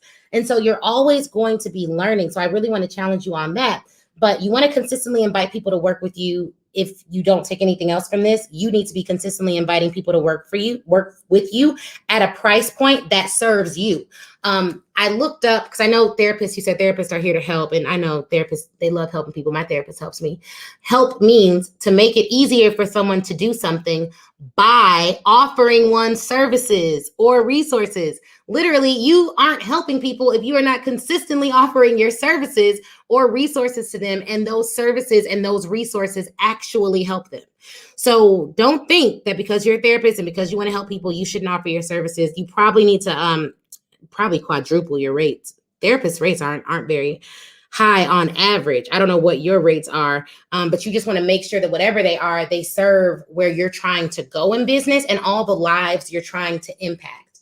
Like, I don't know what that looks like for you, but that's going to be really critical. Like, do you want to employ 500 other therapists? Do you want to? And similar to what I told the gentleman earlier, who's a life coach, Danny, he's still up here. Similar to what I told Danny, where in the market are you on that scale? Like, where are the therapists that are charging what they are, not what they're worth, because people are priceless, but charging rates that serve them? Where are they at? What does that look like? And if it's not done right now in the market at all, then you may need to rebrand or consider how you present your services. Maybe it's not underneath the therapy umbrella. Thank you. Very helpful. I appreciate you. Thank you. Yeah, absolutely. But if you want that FAME training or any other training, just text me and then just let me know in the text. Like, I can see your name and everything when you all text me. So just text me and say like, hey, we spoke earlier. I'm the therapist. You said something about some training, and I'll text it back to you. It won't be automated. So actually just text me like you're just texting my phone. I need the number again. I'm sorry. This is Kim. Yeah, of course, Kim. That number is 312-847-4590. All right. You talk fast. Wait a minute. 312-847-4590. I'm gonna have to get a jingle or something. Yeah, 847. Yeah, 4590. Yeah, and you all can text it while you're on Clubhouse. Clubhouse won't shoot you out. I don't know if anyone's new to Clubhouse, but also if you're in here, we'll probably be in here a little bit longer. You can click that plus button, ping in your friends that need this info. But we are gonna get to the people on the stage, and then eventually I'm gonna have to go because of the baby. All right, next up, I don't even know where we are. Can you all see where you are in the lineup? Sam, are you next? Hi, Ashley. Well, hi, everyone. Great morning. Thank you so much for creating this space. I'm Sam. I'm the creator of New Vintage by Sam, which is a lifestyle luxury brand encouraging humankind to live outside of the box. When you see my page, you'll see bracelets, but I call them healing hardware because they are stepping stones to a bigger picture of you finding your peace. But lately, I'm leaning more into style because that's something that I've always loved, always done. I've done costuming, been on sets. But lately, I really enjoy helping women develop a style formula, a style strategy, because what I've found is a lot of women and a lot of people honestly don't show up if they feel like they're not dressed the part. And sometimes there's a limited mindset as it pertains to what they can wear or the designers that they don't have. They just feel like they can't beam as bright in certain rooms, which I think is a lie. So I guess my question is, do you have any tools or tips? Because I'm open to connecting with other folks and individuals in health and such that maybe align with this message. But what tips do you have to kind of, I guess, strengthen that tool? Because I'm just leaning into the space of building out my signature speeches. Thank you so much for that tip. But what tips do you have to help me strengthen that muscle before I actually reach out to these individual entities, companies, and so forth? And just what muscle specifically? The collaboration muscle or what muscle? Well, I'm pretty good at collaborating, but actually pitching myself to companies, larger entities and such, once I have like the signature speeches developed, do you suggest just kind of going hard and going at them first? Or is there some kind of a step beforehand just to kind of prepare yourself for that, for that pitch? Yeah, there's a lot of steps beforehand to prepare yourself on the speaking side specifically. If you're one, I recommend if speaking is something that you have a revenue goal affixed to, that you join a course or a class or get coaching. We have the Speak Your Way to Cash course. If you're looking at one-off engagements, at the lower level, if you're looking at those 5 and multi-6-figure contracts, licensing deals, then you should join the academy. You need a sales process. It's not one thing, and you need it to be consistent, and it needs to be written down in a way that you can outsource it out to others. And you also need to know the individuals that you're going to be targeting. And it either needs to be you, because I heard you say signature speeches. You need a single, maybe 2. But I always recommend starting off with a single framework that can undergird all of your particular speeches so that you can brand yourself as the go-to person and you don't get commoditized as like a leadership speaker or something like that. But yeah, there is a process. If you are serious about moving forward and you want to talk through because it's way too much for me to say here, especially because we're about to get off this. And I see you all raising your hands, but we're about to get off because I've been here since 6 a.m. Some of y'all just got here. We've been in this room since 6 a.m. So I would say get you. I don't know what your investment life looks like. Sam, just text me. You have to go through that whole process of me saying like, it's going to say like, oh, can she text you legally? Like, I'm a lawyer. We got to do all the compliance stuff, but it's actually me texting back. So I'll text you. I'll voice note you some resources. And based on what you share with me privately, I'm not going to put you on blast and ask you all these questions here. But what you share with me privately, I'll make a recommendation about what to do. Because we also have scripts in some of our courses and programs, but I just need to know more about your goals, whether it's one time or whether it is actually like you want the 5 and 6 figure engagements, and that's different. And for anyone in the room, I just want you to know there are several people in my program that their first time making a pitch was for $70,000, like their first time, and it went well, and they landed a portion of that contract. With the anticipation that the company will do the entire contract. So don't think you have to start at the bottom and then work your way to the top. No, you can start at the top and pull people up from the bottom. So keep that in mind. All right, so we gotta power through who's on the stage now. I'm not gonna have other people on the stage. Guys, look, we did this for 4 days. I'm not waking up at 6 a.m. tomorrow. I may do like an after like a lunchtime speaker thing. I gotta see because my friend Brian is in here. So if he's doing something during lunch, I'm not doing nothing during lunch because I want to go to his thing that he's going to do on Clubhouse. But I may do a sunset speaker, not series, but I may do a sunset speaker chat just so that we can get these things going. But I want to hit the rest of the people on the stage. So if it's a question, keep it short so that I can answer it really quickly. I'm going to try to answer it quickly if I can. And then if it's a comment, I want you to think about it longer. Also, Sam, this is a resource you can do right now. I have a podcast episode on my podcast with a few different people that I like. One of them is Kamanzi Constable. Check that out. It's really dope in terms of like we talk through some different resources for pitching corporations specifically as well. Thank you so very much. Absolutely. Ra, I'm not gonna mess up your name, bro. You've been up here for a while. What's up? Question or comment? And how do you say your name? Hey, great rising, all the builders and creators. But that name is pronounced Ra'u. Ra'u. Is Ross. Okay. Yes, Ross for Sun God. And then UOB is Unity of Belief, which is a shirt that I have. And I actually came on because I made my first single at the age of 48. And I was originally just making it like for the people that I interact with in my little area, to kind of motivate them to live as their higher selves. So it's like an anthem for builders and everything. And it turned out pretty good. I had a good time in the studio, and I actually feel like I'm going to go ahead and make a whole album. So, my motto is I make motivational music for the universe.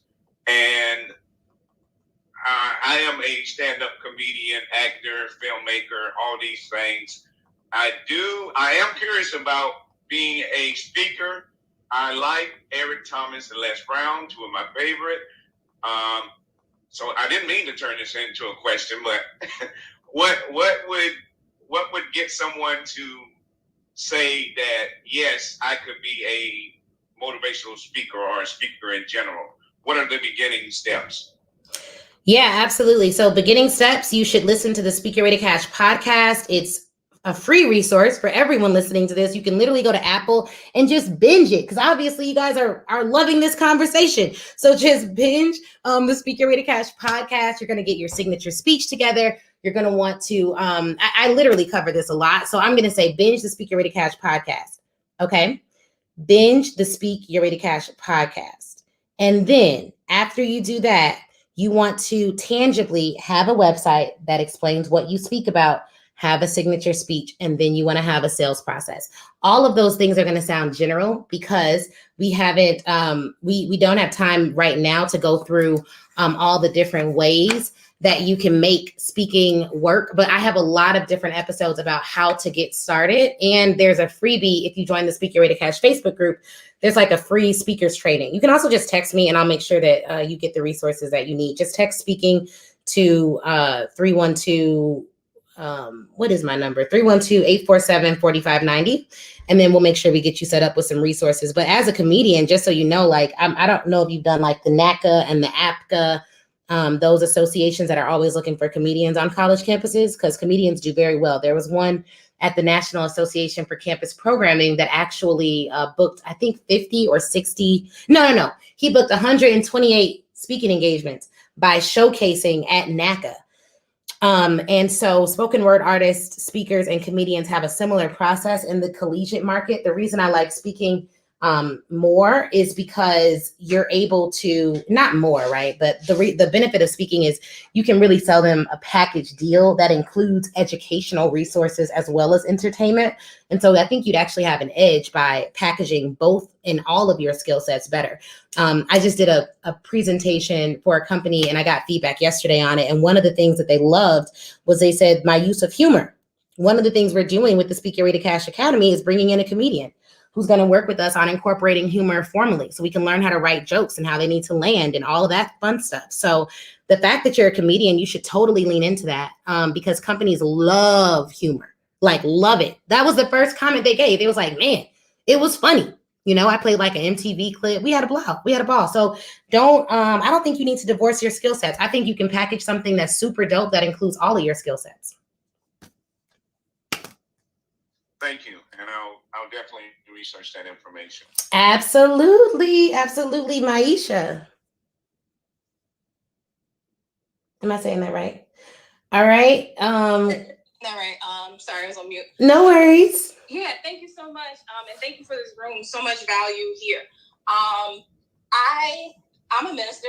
I have an organization called Young Professionals for Christ, where we have weekly Bible studies and book clubs related to helping young professionals navigate their spirituality and the workplace. So what I want to start doing is pitching to conferences and larger churches to do workshops and speaking for them.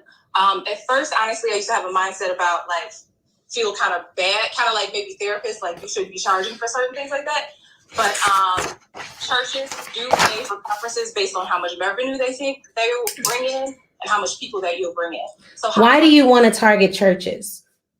Why do I want to target churches? Yeah. Because I speak on the church circuit. But what do you speak about? So I guess I was listening to your signature process. So the signature thing I speak about, one of the signature things I speak about right now is gratitude.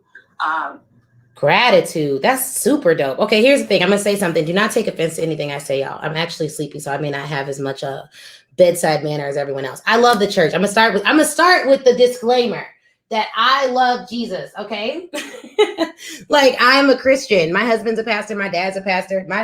He's third generation pastor. Like, I totally get it. I don't target churches, though. I don't recommend anyone in my programs target churches.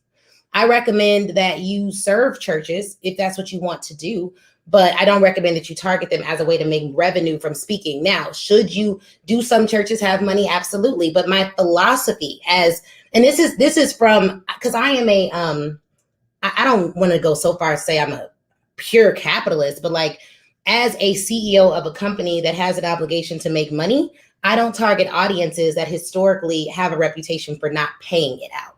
And churches do pay for some of their larger conferences, but as a whole, when looking at the market, they are at the lower end. And when they do pay, they're looking for celebrities so that they can pay those celebrities. Like churches will pay TD Jakes $100,000, but will pay their ministers that work there and labor there all year $50,000 a year.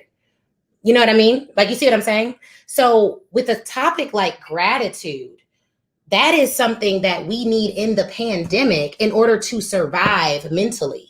It's something that every company in America needs to understand on a tangible and specific and scientific level in order to ensure that their employees make it through this pandemic in their right mind. If you're not practicing gratitude right now, it don't matter if you are Christian, Buddhist, Muslim, etc. You need gratitude. So here's what I'm saying to you. And take it how you want to take it. I hope that you take this in love, obviously. Okay, good. I got to ask, because, you know, y'all, people say that I'm very, like, my friend Audrey is in here. I don't know if she's still in here, but she, like, gets on me. She's like, you know, you're very, very intense person. So, look, I think as believers, one thing that I've seen, not saying that I'm seeing this in you, is that we take messages that God means for the masses and we regulate it to very small corners of the earth. If God himself has put a message in you, it is not for the church only. It is for the world, period. And so I don't care whether I'm going to Africa to speak in, I don't care if I'm going to, I'll be specific. I have someone who works for me in Zimbabwe. If I'm going to Zimbabwe to speak to their leaders, their world leaders there, I can give the same message that God gave me. Maybe I'll tailor it to an audience in a very specific way, but I can give the same core message, the currency of confidence, I can give it there. That's my signature talk. I could also give it to world leaders at the United Nations. You want to know who reached out to me recently? The International Monetary Fund. I'm going to give a speech to the International Monetary. You know what I mean? Like, I can give my message to any audience because God is a God that loves all people. So why would he give me a message that's only for a small corner of the earth when he's the God who rules over everything? It just doesn't make sense. And I think that what Christians do is we think that because we're comfortable in the church, we try to squeeze every inch of water out of these audiences that simply don't want to give it to us. I want to serve people that are happy to invest. When I had a client that joined the academy and she sent me a message that's like, this is the easiest decision I've ever made. I can't wait to do it. And I'm like, you're exactly who I'm going to serve. And every single person that I work with has that same mentality. And every single person that you all work with should have that exact same mentality. So for every believer in the room that thinks that they only have to serve the church because the message is a little bit soft, I literally just got paid by a pharmaceutical company to talk about love. Tangibly, love. What is God? Love. What did this corporation pay for? Me to talk about love. It was literally called Microaggressions, Overcoming Them with Love. You know what I mean? So, and guess what? They paid well. It was a great engagement and I got the check. And so I don't think that you have to reduce the message of a big God to a small audience. That's the first thing. Secondly, I don't think the church is the audience they have not exemplified that they are willing to spend abundantly on learning skills that they can read about in the Bible and hear from the pastor. Most churches have not exemplified that. And so when we're selling to corporate and when we're selling to colleges, I'm not selling you on the idea of hiring me and bringing me in. That's selling you on too much stuff. I may sell you on the idea of I want you to buy into the vision that I'm going to come into your company and teach. I want to sell you on the actual process by which I'm going to get your people to a result. So I'm selling you on the love method of communication, but I'm not selling you on why you need to bring in a speaker. I never have that conversation. If you don't understand that, we're not talking, because I'm not selling you on too many things and I don't want to waste my time. So I would say that your message is humongous. And if God has given you a proprietary framework or some way to exhibit gratitude that people can practice tangibly, then yes, you should take that to the masses. You should take that to the masses. You should not, don't cheat the big vision that God has given you that maybe you haven't even seen yet by only giving it to the church. Does that make sense?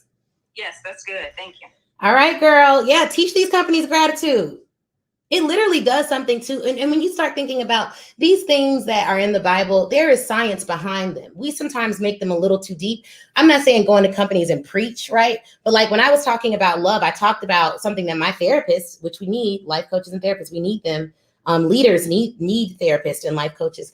I was talking to them about something that my therapist shared with me about the actual physiological impact of anger, the physiological impact of offense, being offended all the time, being mad all the time, having beef with people. Like all of that impacts the way that you live and how long your life expectancy is. And so there's science behind a lot of the biblical principles. So that message can literally go to the masses without offending anyone in the audience. So I would definitely think that through, but feel free to shoot me a text if you want to hear more about that or talk more. All right. I think that we got Daryl. I think you're the last person up here. All right, cool. Thank you. Thank you for hosting this. I just wanted to first say that actually, I didn't know who you were, but you were awesome. I ain't even gonna hold you. Like I ain't even gonna hold you. That's amazing. The second thing I wanted to say is Maisha from Young Professionals from Christ. She didn't even know I was going to show up. I just happened to be a part of the group and have seen her speak before. SheetaBomb.com. I gotta just keep it 100. Like I'm just being real. So I wanted to say that first. I happen to lead a nonprofit. I don't want this to turn into a promotional thing, so I'm not going to speak too much about it. But it's fine. Talk to what you got to talk to. I don't. A lady hurt my feelings the other day, so I'm gonna need a couple of days before I start talking about my nonprofit. What? Okay, I won't go into that because we on limited time. But go ahead. Yeah. I'm gonna follow up and stuff like that. But for right now, your boy need to heal. I understand. But what I did want to say is that it's like I feel like speaking is just one of those talents that God just kind of naturally gave me, and it's not necessarily something that. And like, don't get me wrong, I don't got no problems with the people that go around charging for it. By all means, make your living. We all got to keep the lights on somehow. You feel me? But but I feel like the role in which what I'm here and was called to do. It just what, like, even though he said that, hey, look, you're going to be a speaker. I don't think I was meant to be a speaker. I felt like I kind of naturally got it, and he wanted me to put it into like being like advocacy or activism and stuff along that nature. And I was just saying that if I were to say it's the one thing that kind of helps is that you I feel like people buy stuff because of the person, not because of the product. And I feel like there are people who are attracted to flesh, and there are people who are attracted to your heart. And if you're going to be attracted to flesh, then you better be quantitatively and objectively the best speaker out there. But if you're going to be like attractive because of your heart, then you ain't got to be the best speaker out there. All you got to do is be authentic, and people will buy it anyway. They're going to buy it not because you had the best product, but because of who's selling it. Well, that's why we buy Girl Scout cookies and stuff like that. So I was just trying to. That's just all I wanted to add. I hope that it helps. As far as like, it was more like a comment than a question. But I do want to ask a question since, like, you know, like you're just a wealth of knowledge, so I need to take advantage of this while I'm up here. I want to ask. I mean, if there's any way that I could possibly improve my speaking, minus the fact that lady hurt my feelings the other day. Well, because that's a little too easy, a little too obvious. How would you say that I could do so? Okay, awesome. Besides sending me to your podcast too. What? Okay. No podcast, no Facebook. Oh my gosh. Okay, so number one, the first thing I'll say is you're going to have to go to external resources. Like, I'm not going to give you anything in the next 10 seconds that you're going to be able to eat off of for life. If the investment is you got up here on Clubhouse and the return is you want to be an amazing speaker from getting up here on Clubhouse with me for 2 minutes, then that's not going to work. I'm going to just be real with you. So what I would recommend is you figure out how much you really want to become a better speaker. And if that's something you want to invest time in and money in, then there's going to be external resources that I have for you. One of the things that I'll say, though, as to that lady, I don't know who this lady is, this Clubhouse bully you came in contact with the other day, but Toastmasters is Toastmasters really focuses solely on improving speaking ability. And there actually is a podcast episode on this. It's like about the visionary speaker, but I would listen to that. I mean, it's free. Why not listen to it? It's free. And he actually talks about what referable speaking looks like. And he gives tips for how to become a real visionary speaker. There's another guy on the show. There's so many good things on that podcast. I can't believe you said you don't want to listen. That's crazy, bro. I can't believe it. But anyways, you gotta. I heard the advice. I'm sorry. Okay. So look, you have to figure out how to tell your story in a way that your audience will receive it. Keeping your audience top of mind when mapping out your stories is critical, especially for believers, because what I see with Christians who are used to preaching is that they talk in like Bible talk versus talking in like the language of the land to get preachy, if you know what I mean. So like if you look at preachers, some of the best preachers are able to communicate Christian messages in plain language. When you're a speaker, your goal is to make sure your audience can tangibly receive what you are giving them. That involves, if you're going to tell a personal story, that story needs to be mapped from start to finish. You need to know how they're going to feel at the beginning of the story, how they're going to feel when you're at the peak of the story, where they're anticipated to laugh, where you're going to end the story. And you want to make sure that you end the story and the speech in general on a positive note. The worst speeches that I have seen are those where the person is talking about something very deep and very personal. Like there was a guy who talked about how he overcame drunk driving, how he actually killed someone in a drunk driving accident, but he was the driver. And the whole point of his story was to actually tell people why drinking and driving wasn't good. It was a collegiate presentation. But the story was so sad and so depressing, and it never came up. You literally left feeling like you wanted to cry versus feeling like you wanted to avoid that situation. So he didn't leave people inspired. And to me, that says that you're not an empathetic speaker. You didn't think about how people are going to feel at each and every point of your story. If I ever tell a story that's sad or that has elements that'll make people feel an emotion of sadness, I'm never leaving them there. And what I find is we don't map out our stories in a way that people get the most value from it. We think that because we've told it so many times, it's clear. And oftentimes it's not.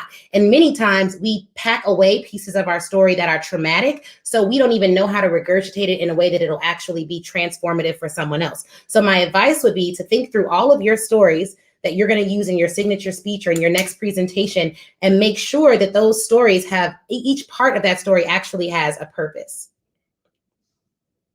Thank you so much for that. I really appreciate it. I appreciate it. And don't pick up offense, man. Like that woman, I don't know what she did to you or whatever, but you got to just let that go, move on, and find some rooms where you can be uplifted and treat it with respect. Amen. All right. Takora, what's going on, sis? How you doing? I'm good. I'm sure we'll be chatting about this later. But one of the things I wanted to ask you was, you've given your signature speech on the currency of confidence. And, I think sometimes people, myself included, they'll come to you and they have one idea of what they need to speak on, and you will completely flip it on its head and be like, actually, I think you need to be doing X, Y, and Z. And so we've had those conversations, and you've been like, Corey, you need to speak on leadership. You need to speak on it. And I'm lower here like, whoa, that wasn't even on my radar. So obviously you're very confident. One of the most confident people that I know. You even have a signature speech on it. What advice, encouragement would you give those of us who maybe approach you, are working with you, or just are in a position where you thought, wow, I want to build, or you were initially pulled in one area and then there's an invitation to pivot? Because obviously now I believe I done, listen, like I done paid you all this money. I'm going to sit up here and listen to you. Right. right. So obviously the Lord is going to download specific things into you on behalf of myself, and I'm willing to submit to that. But I certainly don't want to fight you in the process. So what advice would you give for me and anyone in my position when you have that invitation to pivot and really go to a higher level, and we're being called out of comfort into confidence? So that's my question. Yeah, absolutely. One of the things that I will say that we're going to do so there's a when the program launches, there's actually a mindset module. That's the first module, and it's called the currency of confidence. And there are some exercises in there that I want everyone to actually do. I'm sure you all will, but some of those exercises will help you to really see yourself on a higher level. And so sometimes I think mindset stuff feels a little bit like, oh, well, I don't think, like, I don't know, it can feel a little like, do I need to do this? And I would say that, one, do those exercises, that'll help. But when you're invited to pivot, what you have to ask yourself tangibly is like, am I adverse to this because of fear? Or am I adverse to this because it's not authentic? So sometimes coaches will give you things to do and it'll scare you. And so that's why you're adverse to it. Like, okay, I don't think I can speak on that because and the way that you can tell is like, all right, all these excuses, like, well, I'm not really leading that many people, and I don't really think I can talk to CEOs about this, and why would they listen to me? Like, all of those thoughts are like fear thoughts. Authentic thoughts would be like, I don't feel ethically compelled to do that. I genuinely don't think I have anything to offer on that subject that isn't already out there. That may be an authentic situation. So while I may have a great idea, you're going to have to run it through your thought process and see like, okay, am I adverse to this because I'm scared, or am I adverse to this because it's not authentic to me? Because if it's not authentic to you, you can't sell it anyways, and you won't sell it. And I've literally seen people, we had someone come to me the other day that was literally thinking about shutting down their business just because they felt like it was too much work. It wasn't serving them. It was no longer authentic to their purpose. So we had to reconfigure the way they were doing business, and they realized, okay, I actually love my business. I just wasn't running it the way that I should be running it. Their speaking business. So that's the thing that I always look at with coaching is like, okay, am I adverse to this because I'm scared, or am I adverse to this because it's not authentic? Like there was a coach that was saying we should do these virtual webinars at like $49. And I'm like, well, my event is like $700. Like that feels inauthentic to me. Like people have paid all this money and invested all this money, and then I'm gonna just give it away for $49. I wouldn't even be able to show up the way that I show up and serve the way that I serve at that level of pricing. So it was inauthentic. It wasn't really a fear. It wasn't a fear thing at all. It was like, this is not authentic to how I serve my people. But for you actually are a leader. So, I mean, and I think what a lot of people would be shocked by is there are people, I literally have clients that have $15 million in revenue that go through the exact same. Confidence isn't it's not tied to your accomplishments. It's really a lack of confidence is an irrational fear that someone's going to find out that you're a fraud. That's really what a lack of confidence is. And it's like, it's imposter syndrome, but it's totally irrational. Like everyone that I do not, if someone, and we've gotten applications from people that were like, hey, we want to join the academy. And then I look at their application and it's like, they're like, I'm like, what's your expertise? They're like, I don't have an expertise. Like, I don't do anything. And it's probably not that they don't have one, it's that they can't articulate it. But through our process, we've been able to see there are some people that genuinely aren't ready to operate at the level that we teach. And so we don't let them in the program. We have declined people from the program. So you're in the program, Kelly's in the program, who's in here, a few other people are in the program. I take it very seriously not to work with people who aren't ready to challenge themselves at a higher level. It may still feel like being stretched, but as long as it's authentic to you, then you just have to overcome that fear. And that fear is overcome by actually doing it. Sometimes you put stuff out there, you package it the right way, you present it, and you realize, man, people are listening to me on this. Like, right. And that happens it happens not just for you, it still happens to me. I'm like, man, this is good stuff. You'll write out something you're doing for someone else and you're like, man, this is good stuff. Someone said they took the course and got some results, and I've never met them because that course is on autopilot. I'm like, man, this is amazing. It's really helping people. And you don't think about that, but your teams, like if you ask your team, I would just interview your team. Where were you before you started working here? Where are you now? What have you learned? What is the one I don't know how to say it, but what is like the skill that you've learned from me that has nothing to do with your job? What is the values that you've taken from this company that'll stay with you for the rest of your life? I would literally interview your team because they'll tell you how you've been able to lead them. They'll show you how you've been able to stretch them. I talk about student leadership. I was a student leader, but I don't really, the way, and I'll just be honest and transparent with you all, the way that I know that people are doing well from working with me, it's not necessarily, it's because they go on to bigger and better and greater things and bigger opportunities that they never would have gone for before. But that's not necessarily because I'm spending all this time with them and doing all these things. It's because I require excellence and I instill confidence in them. So my thing is confidence, I think, more so than leadership. But their results speak for themselves. Like they come back after working for me, even if it was it's not easy because I have very high standards and I'm not going to play with you.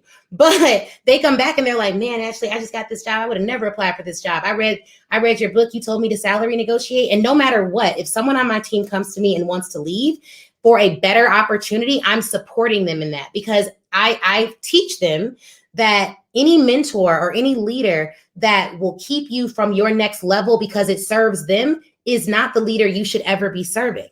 So those are the types of things that I instill. That said, I can't go in a company and tell people that. They're going to be like, what? You tell everybody to leave? Like that's, you know what I mean? Like, I don't want people to leave. I want them to stay. But if they have to grow and they can't grow here, I'm not going to impede that. But what you've done is very different. You have developed them in such a way that I think is proprietary and can be transferred to these companies.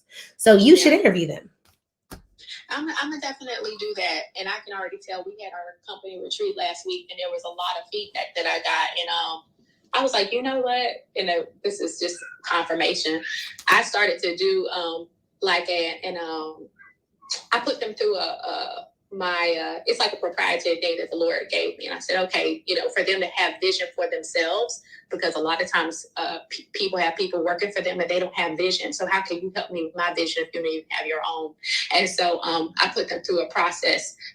So that was really cool. But I appreciate it.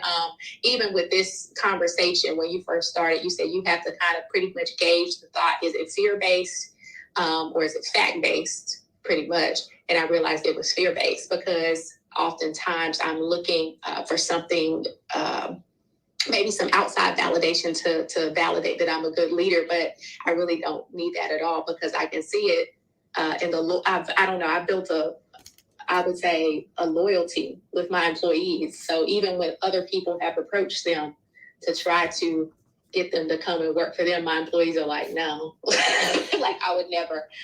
Yep. Well, that's the thing. That is outside validation. I think that, especially in the legal field, sometimes we think that outside validation, and in a variety of other fields, but legal is so it's so pretentious that we think outside validation means like you worked at a large law firm, or you went to the best law school, or you've won an award from a big company, or you've been in Forbes. Those things are nice, but that's press. That's prestige. That's that. But you have outside validation because you have 400 plus clients that have gone through your law firm. You've helped how many business owners through the process? You have thousands of people in your Facebook group. You have employees that decline to leave. You've been able to build your firm without outside investors, I presume. You've been able to, you know what I mean? So like all of that is outside validation. If only 10% of the world makes over six figures, according to like 2019 tax statistics, and you're in that 2% of women who built a 7-figure business, then that's outside validation. That means you literally have done better financially than 98% of every other woman that started a business in this country. Well, let me give myself a clap and a pat on the back. Yes. Like that is like, those stats are outside validation. And that's why I think, sometimes we're so busy working in and achieving that we don't stop to think what we do is abnormal. Being entrepreneurs, being successful, literally waking up, thinking of an idea, then putting it out there for people to buy, that is not normal. Well, okay. Well, actually, I don't even have no issue with confidence no more. Okay. Yes. No, like you literally just need to think about if outside validation, like whenever people say in the startup world, they say validation is people, you want to validate your idea by seeing if you can get consumers. If every dollar you've ever earned was validation about your idea and whether or not you've been able to provide a product that transforms people, and you have millions of people validating or millions of dollars representing validation, then that means that it means that you're just getting started. Because if you've been able to do all this while still seeing yourself not as big as you really are yet, then that just means like that really that's going to be 10x. So that's just what it is. Honestly, that's factual too. That's not even because you're my friend. That's just factual stuff. Right. Well, thank you. It's gonna be a good day. Yeah. Thank you so much. I really appreciate it, and I'm so thankful. That I was vulnerable because I was like, I need to ask this question. But sometimes you have to, when it comes to fear, you take the power away from fear when you speak it out loud. And so I had to thank you for working through that with me, because I realized I was like, it's just a whole lie in my head that I'm not capable, or that I shouldn't be speaking on this, when I often speak on it all the time. I don't have a framework and a structure around it, and that's what you're going to help me build out. So yeah, no, we'll definitely help with that. And you do speak on it all the time. And literally, I've called you probably 2 or 3 times before I did my first hire at my firm for that very reason. because you're the best leader that I know in that sense. Like, you're the best like law firm leader that I know. The way that the things that you've explained that you've done for your people, it's very, very, very, very good. Thank you. I just want to speak to Cora really quick. I did her mentoring program, and I'm not a lawyer, but she spoke about processes and onboarding and the level of excellence she executes with those processes. And I spent the whole year implementing what she taught in a few months. Wow. Like the level of excellence she provides with her clients and customer service and onboarding and process and attention to detail is something that I'd never brought to my business before. And that is a thing in itself that businesses are looking for. I worked for engineering companies, multi-million-dollar companies that don't have their processes and customer service together. Like, imagine what kind of contracts you can get with those type of companies. So thank you for that. Thank you. Look at that. And it's so fun. Like, I realized what it is about me because it's what is my own standard. I think it's normal. And so right. When I sit up here and I hear other people and they're like, no, I don't have a wellness program for my employees. No, I don't have onboarding. No, I don't follow up with people in this particular way. I even have a process where somebody submits an inquiry, somebody on my team follows them on Instagram, saves them to a lead on collections, and then I can go back and engage with people and I get clients that way, or somebody else engages with them. Like, people are like, wait, what? So because it's natural to me, I'm discounting it. And so what I need to do is keep a record of conversations like this and also asking people, being vulnerable and just asking and saying, what have you learned from me? What value have I brought to your life? Because Maisha, I completely forgot. I just don't keep a record of it. Like, or actually, like, you will call me and I'm like, okay, cool, I helped her. And I literally will wipe it from my memory because I don't keep a record of those things. But I'm going to start paying more attention to when people say you're gifted at this and not discount it. And I think that's what I've been doing. Yeah, and I think that's a lot of people do that, and it's a way that they stay humble. I think they think it's like a way to help them stay humble, but one of the things is you want to make sure that you do keep a record of it, because it's gonna give insight into how you're able to help people and how you're able to bring people up in a way. Yeah, thank you. Yeah, definitely. Okay, we got Jenny, Ashley, Courtney, then Travis.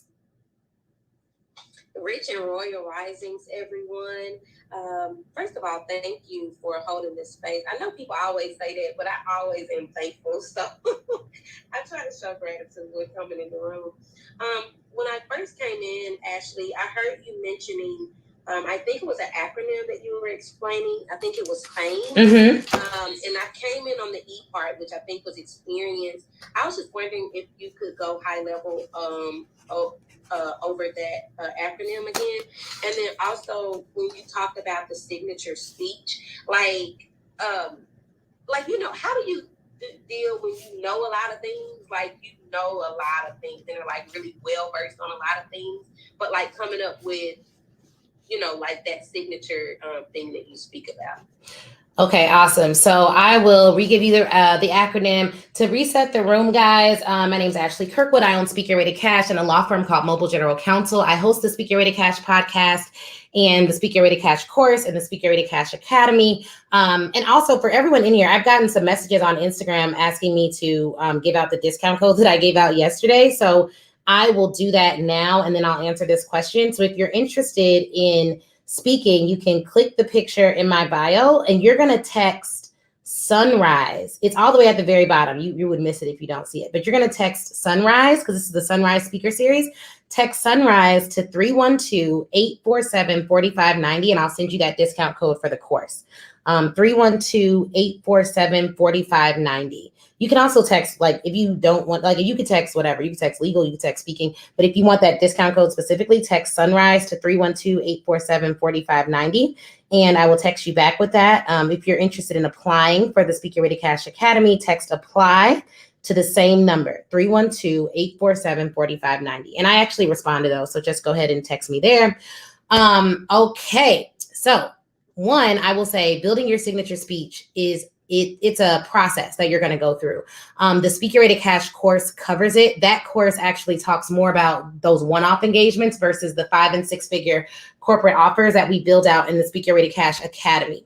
So if you are interested in that, I would definitely look at the course. As a general rule, you may know a lot of things, but there is going to be some framework that undergirds everything that you do. It's how you operate. It's literally in everything that you do.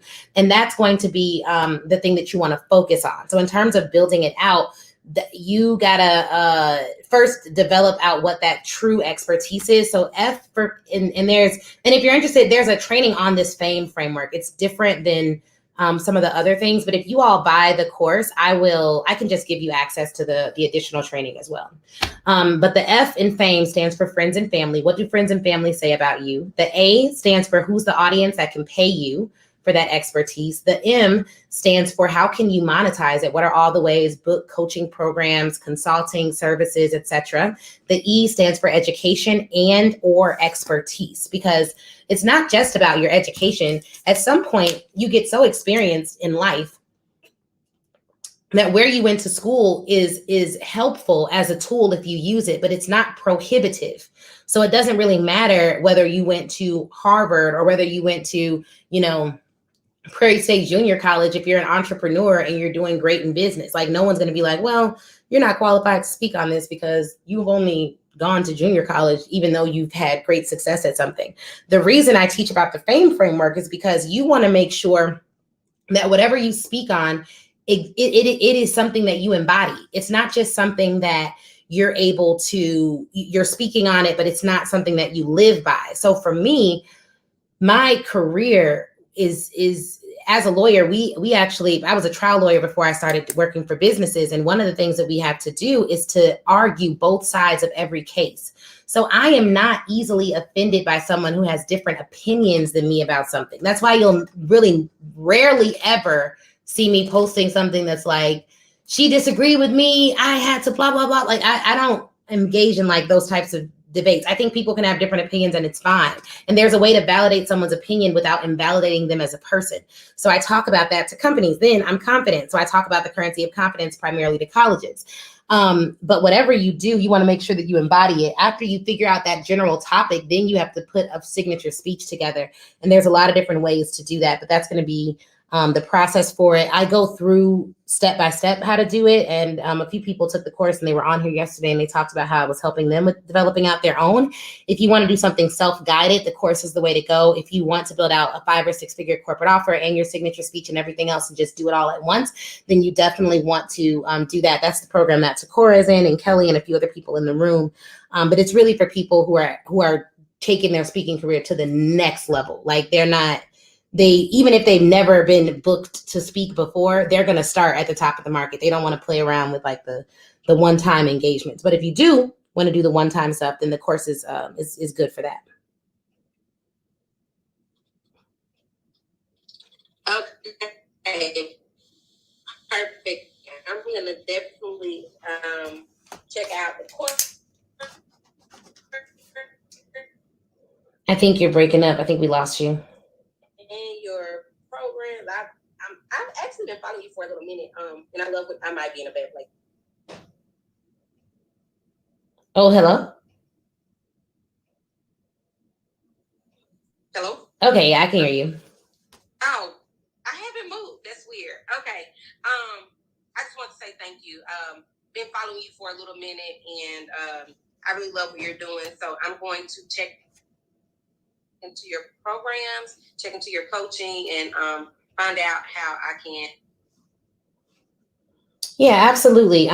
You broke off a little bit there, but I heard you. I appreciate you following me. I appreciate all of you, like being in this room, investing early on a Thursday morning. I don't take your time for granted. I don't take any of this for granted. I appreciate it. There's a lot of rooms you all could be in, and you chose to hang out in the Sunrise Speaker Series and the Speak Your Way to Cash Lounge. So I totally appreciate that. One thing I'll say, Jenny, just shoot me a text. It's going to take you through a process. You got to give them permission for them to text you, but you can text like full sentences or whatever to that number. And I may just voice note you back what I recommend based on what you are seeking to do.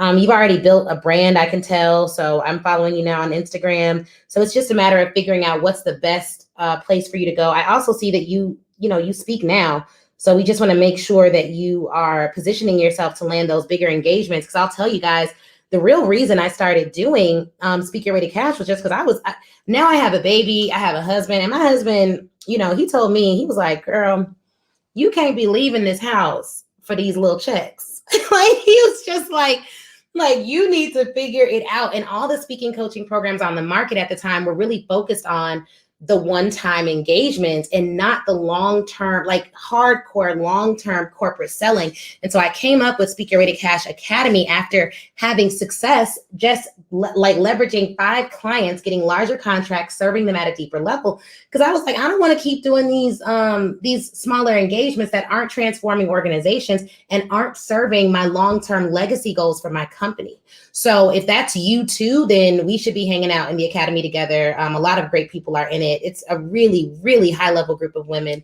And I think if you scroll back on my Instagram, you'll see some of their pictures, but I need to do another post that like showcases them. We're putting together, because of Brittany, one of the women in the group, we're actually putting together a really beautiful branded referral book of all the speakers in the academy that I'm going to be able to send to clients when they're looking for additional speakers for conferences and programs. Because this week I've been asked twice about opportunities and I've been able to share those with folks in the academy. But I want to just have a book that's ready to go so people can easily shop with them and work with them.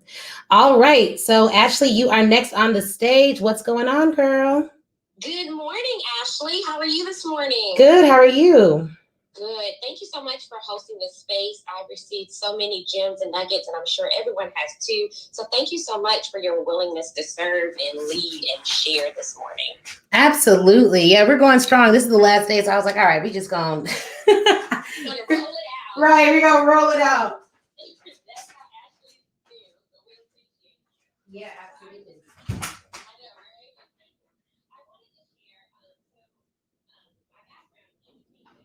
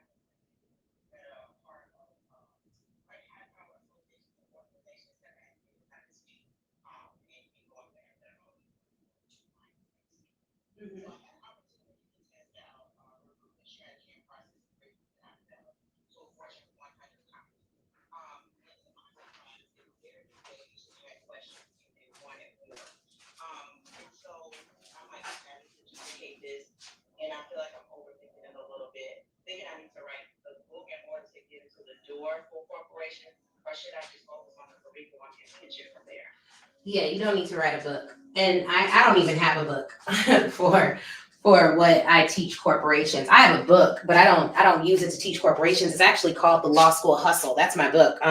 Now I am coming out with another book, but that book will be called Speak Your Way to Cash. So maybe corporate audiences can use it, but probably not, because I won't limit, I ain't gonna limit God, who knows, but it's really going to be geared towards speakers more so than the companies that I serve. But there may be elements of that book that are directly relevant to a corporate audience. So what I would do is take whatever element of that book is relevant to the corporate audience and pitch that piece of the book.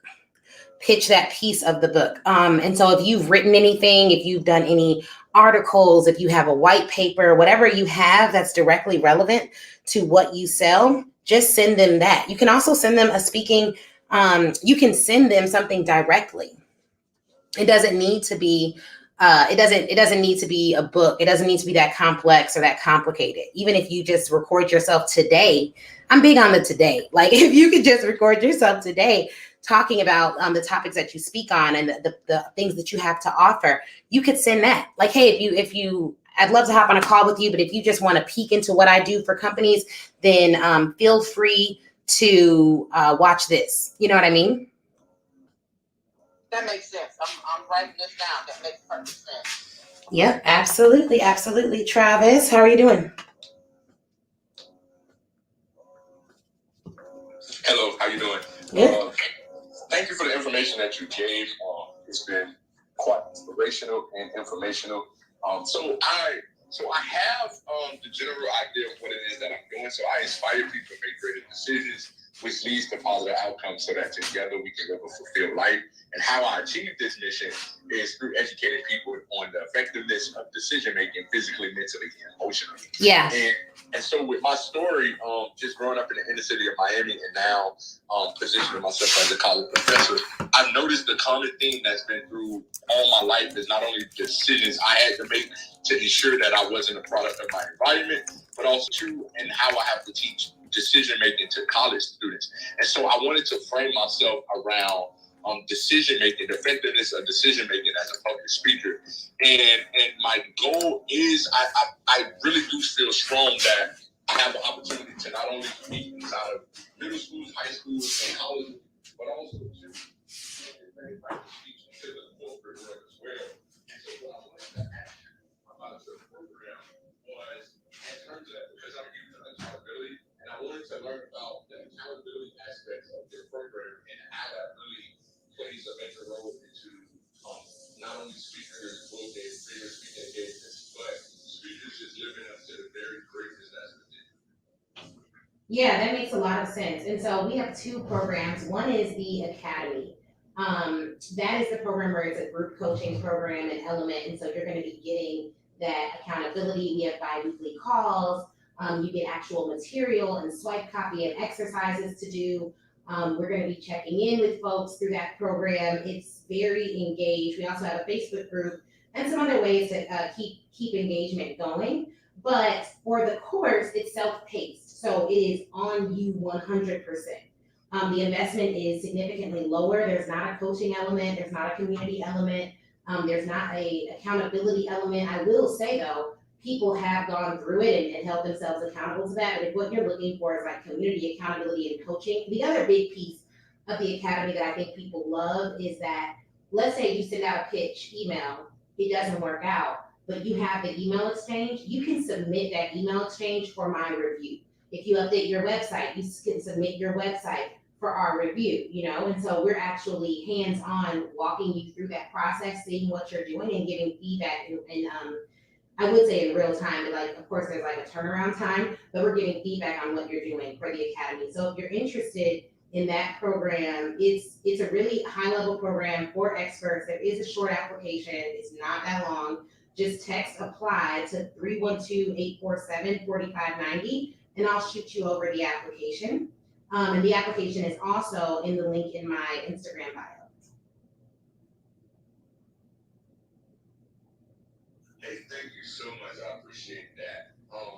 If there's any other question that I can answer at this point, so for myself, I'm at the beginning stage of speaking, and being that I took the time over the last year was to just not only figure out the message, but to write down that signature message that I can use not only in schools but in the corporate sector as well. And so I wanted to ask this last question when it comes down to actually making a signature speech. What is the tangible difference that you see speaking from a college and a university with the same topic versus the corporate world? What would make this speech a difference? I do a lot more. I give a little bit more statistical information in my corporate presentations, but the biggest difference is really just the energy of the audience. College students are super hyped, so if you want to get their attention, especially if you're talking to freshmen, it's also a difference between freshmen and seniors. But if you're talking to freshmen, they're super hyped. So I go on stage, I'm like jumping up and down, like it's very high energy. Whereas corporate is a little bit more, they're interested in the information, and if you can be engaging and funny and everything else, they're surprised because they're used to sitting in boring trainings all day long.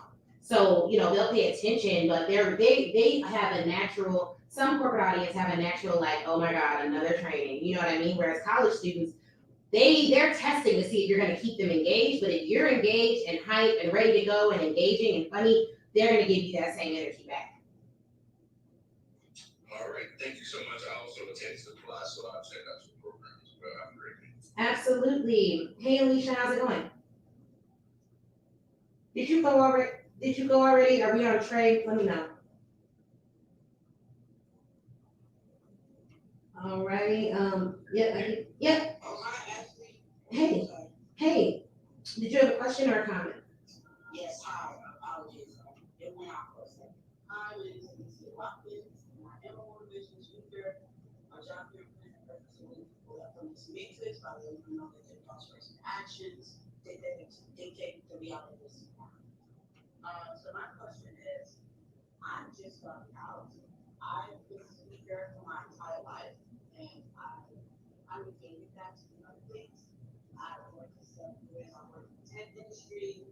I worked in TV film. I've worked in retail, and none of these things work for me.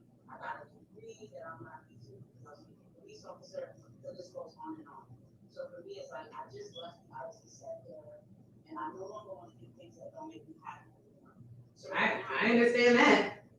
as a Black woman, it's very difficult for me to navigate corporate waters and office politics. I'm real, I'm raw, I'm strong, I'm powerful, and they don't know how to deal with that. And I don't want to learn how to deal with that. So right now, I'm just speaking on YouTube. I've been speaking on Instagram for a while. People have reached out to me, like, hey, you should really charge for the services. And at first, it's going to be like a consulting thing where I talk to people specifically about their problems, and it was for recruiting architects, but that didn't work out. But for me, it's like I want to know how I would transition from just speaking on YouTube to actually speaking in front of audiences and speaking in front of people. Before coronavirus, I did a commercial for a tea whitening system, and the CEO wanted me to speak, and then I reached out to Rotary clubs, and they wanted me to speak, but Corona happened, and everything stopped. So I see that you're super, super successful, and I'm very grateful that I found this, because someone put me onto this yesterday. I'm kind of addicted. I want to know how I can transition, especially now during Corona, how I can still get the speaking engagements. And as a motivational speaker, I'm also in Toastmasters. Yeah. I how to become a better speaker. I just joined the club, and I'm attending meetings. I'm giving my first speech the beginning of the year, so I'm excited about that. And I also heard about your signature speech, which I'm going to work on now because that's new, and then also about the website. So Yeah, absolutely. So a couple of things. One, you want to make sure that it sounds like you need to find your people who you're willing to speak to, but also you have to make sure that your narrative about corporate America doesn't prevent you from making the impact that you're supposed to make on the world. So some companies can't handle you, but there is a company that can, because you just told me that the teeth whitening company wanted you to come speak, and that'd be corporate. So sometimes we have to challenge those narratives to make sure they're not prohibiting us or preventing us from operating fully in who we're supposed to be. So keep that in mind. But in terms of the next steps in finding your people, during Rona, the other narrative you want to challenge is like coronavirus happened and everything stopped. That's not true. My clients, I did if you go to ashtonandcolekirkwood.com/holiday party, or click the link in my bio about the holiday party, you will see the holiday party that we threw this year for our clients. 2 of them 10x'd their revenue, 20K to 200K on one side. The other one was 1 million to 10 million on the other side. So that was during Rona. So everything didn't stop. And I say to challenge those narratives because sometimes when we think that things aren't happening, that becomes our worldview and that informs our actions. Whatever you believe, the currency of confidence speech is all about mindset, beliefs, and actions. Your thoughts become your beliefs becomes your actions. I've looked at your Instagram, so I know you understand that fully. So you want to make sure that those beliefs are fully serving you where you're at. Rona happened, everything didn't stop. What may have stopped, and what stopped for a lot of people, is they stopped doing business because fear started to paralyze. And so you want to make sure now, during Rona, the way that you pitched, everyone is used to it being virtual. It's almost like second nature. And they're also used to the fact that they're not getting a discount because it's virtual. My highest paid single engagements have both come during this time. They both come during this time. And so you want to make sure that you're consistently inviting people to work with you because that's the way you're going to get revenue. But also make sure that when you decide who you're going to work with, you don't bring any heat to the situation that doesn't need to be there based on your past experiences. So my recommendation, you define your audience, consistently work with them and pitch to them. I typically follow up with people, we probably between 5 to 10 times before money is exchanged on the speaking side. So if someone says no once, twice, or it's not that they're saying no. Sometimes they'll say, hey, you got to follow up, or I don't have a budget yet, or I don't have this yet. People are like, no, I'm not interested. I'm not about to keep talking to them, at least not in the same year or the same quarter. But you have to follow up a lot of different times. So that would be my recommendation. Oh, thank you so much. And yeah, for me, it's like, I didn't start that I fear anything. It was just more like, for me specifically, I had those things that I had going on the side, and I had kids with theirs. But I definitely see where you're coming from with that. I want to allow my experience, right? Off of that, that type of experience is different. I just choose not to work there, but I have no problem helping other people and motivating other people to be their best version of work. Yeah. Thank you so much, and I'll definitely sit down and type it. And do you have more fees that you'll be doing, or I heard you say this is the last one? Yeah, this is the last one for today. So just follow the Speaker Ready Cash Lounge, and if you click my picture, go ahead and hit follow, and then once you hit follow, you'll see this little alarm icon. Touch that alarm icon and then click always. That way you'll know when I go live next in the group. But that will be what we're gonna do. I'm just trying to make sure this room doesn't go all day. But yeah, so this was the last of the 4-part series, but I will be doing additional talks in Clubhouse. I'll probably do one weekly or so. Thank you. Absolutely, thank you. All right, Trey, I think you're up next, and then we have 2 other people on the stage. Thanks, Ashley. Well, first of all, I just want to thank you for serving us with your gifts. This has been a great benefit to me, and timing is everything, because I really was just on Clubhouse to send somebody an invite, all of my text, right? Invite. So I caught this. Just to give you some context, I have a charge for speaking because my speaking background comes from when I was a franchisee, and speaking was more so when all the franchisees got together at a conference. And so it wasn't something that we were paid to do. It was like something that we were almost competing to do, I guess for competitive reasons. Mm-hmm. But my question is about pricing myself as a speaker. So I've done speaking events for kind of my friends who throw events. I transitioned from being a magazine publisher into being a talent manager, publicist, and I guess an event curator. And so I haven't charged anybody for speaking, but I'm working on a press kit now. I want to incorporate that in there. So I don't want to undersell myself, but I also don't want to overcharge based on maybe the lack of experience from an individual speaker standpoint. So I wanted to see if you could kind of speak to that. Oh yeah.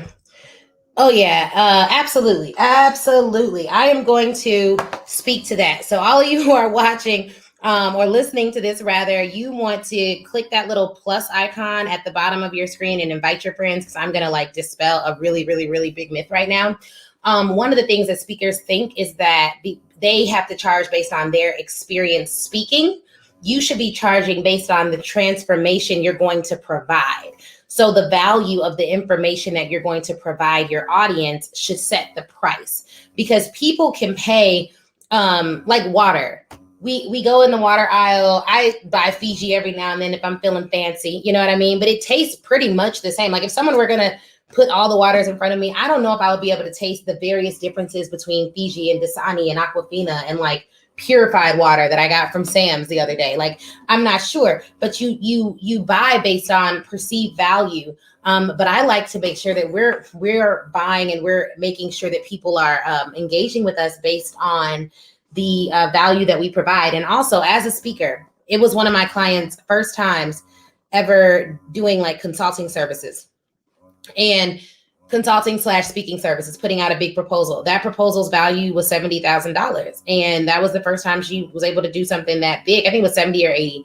And they accepted part of the proposal at a way higher rate than what she was charging before.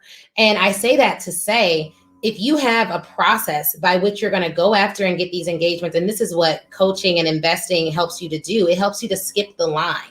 At the end of the day, people hire coaches to skip the line. You hire because it's like, I don't want to read 50,000 books, listen to 75,000 podcasts, listen to 25,000 things. Like, tell me what's the formula? What's the formula? And if you tell me I need to invest a year so that I can eat for 10 years, I'm investing the year.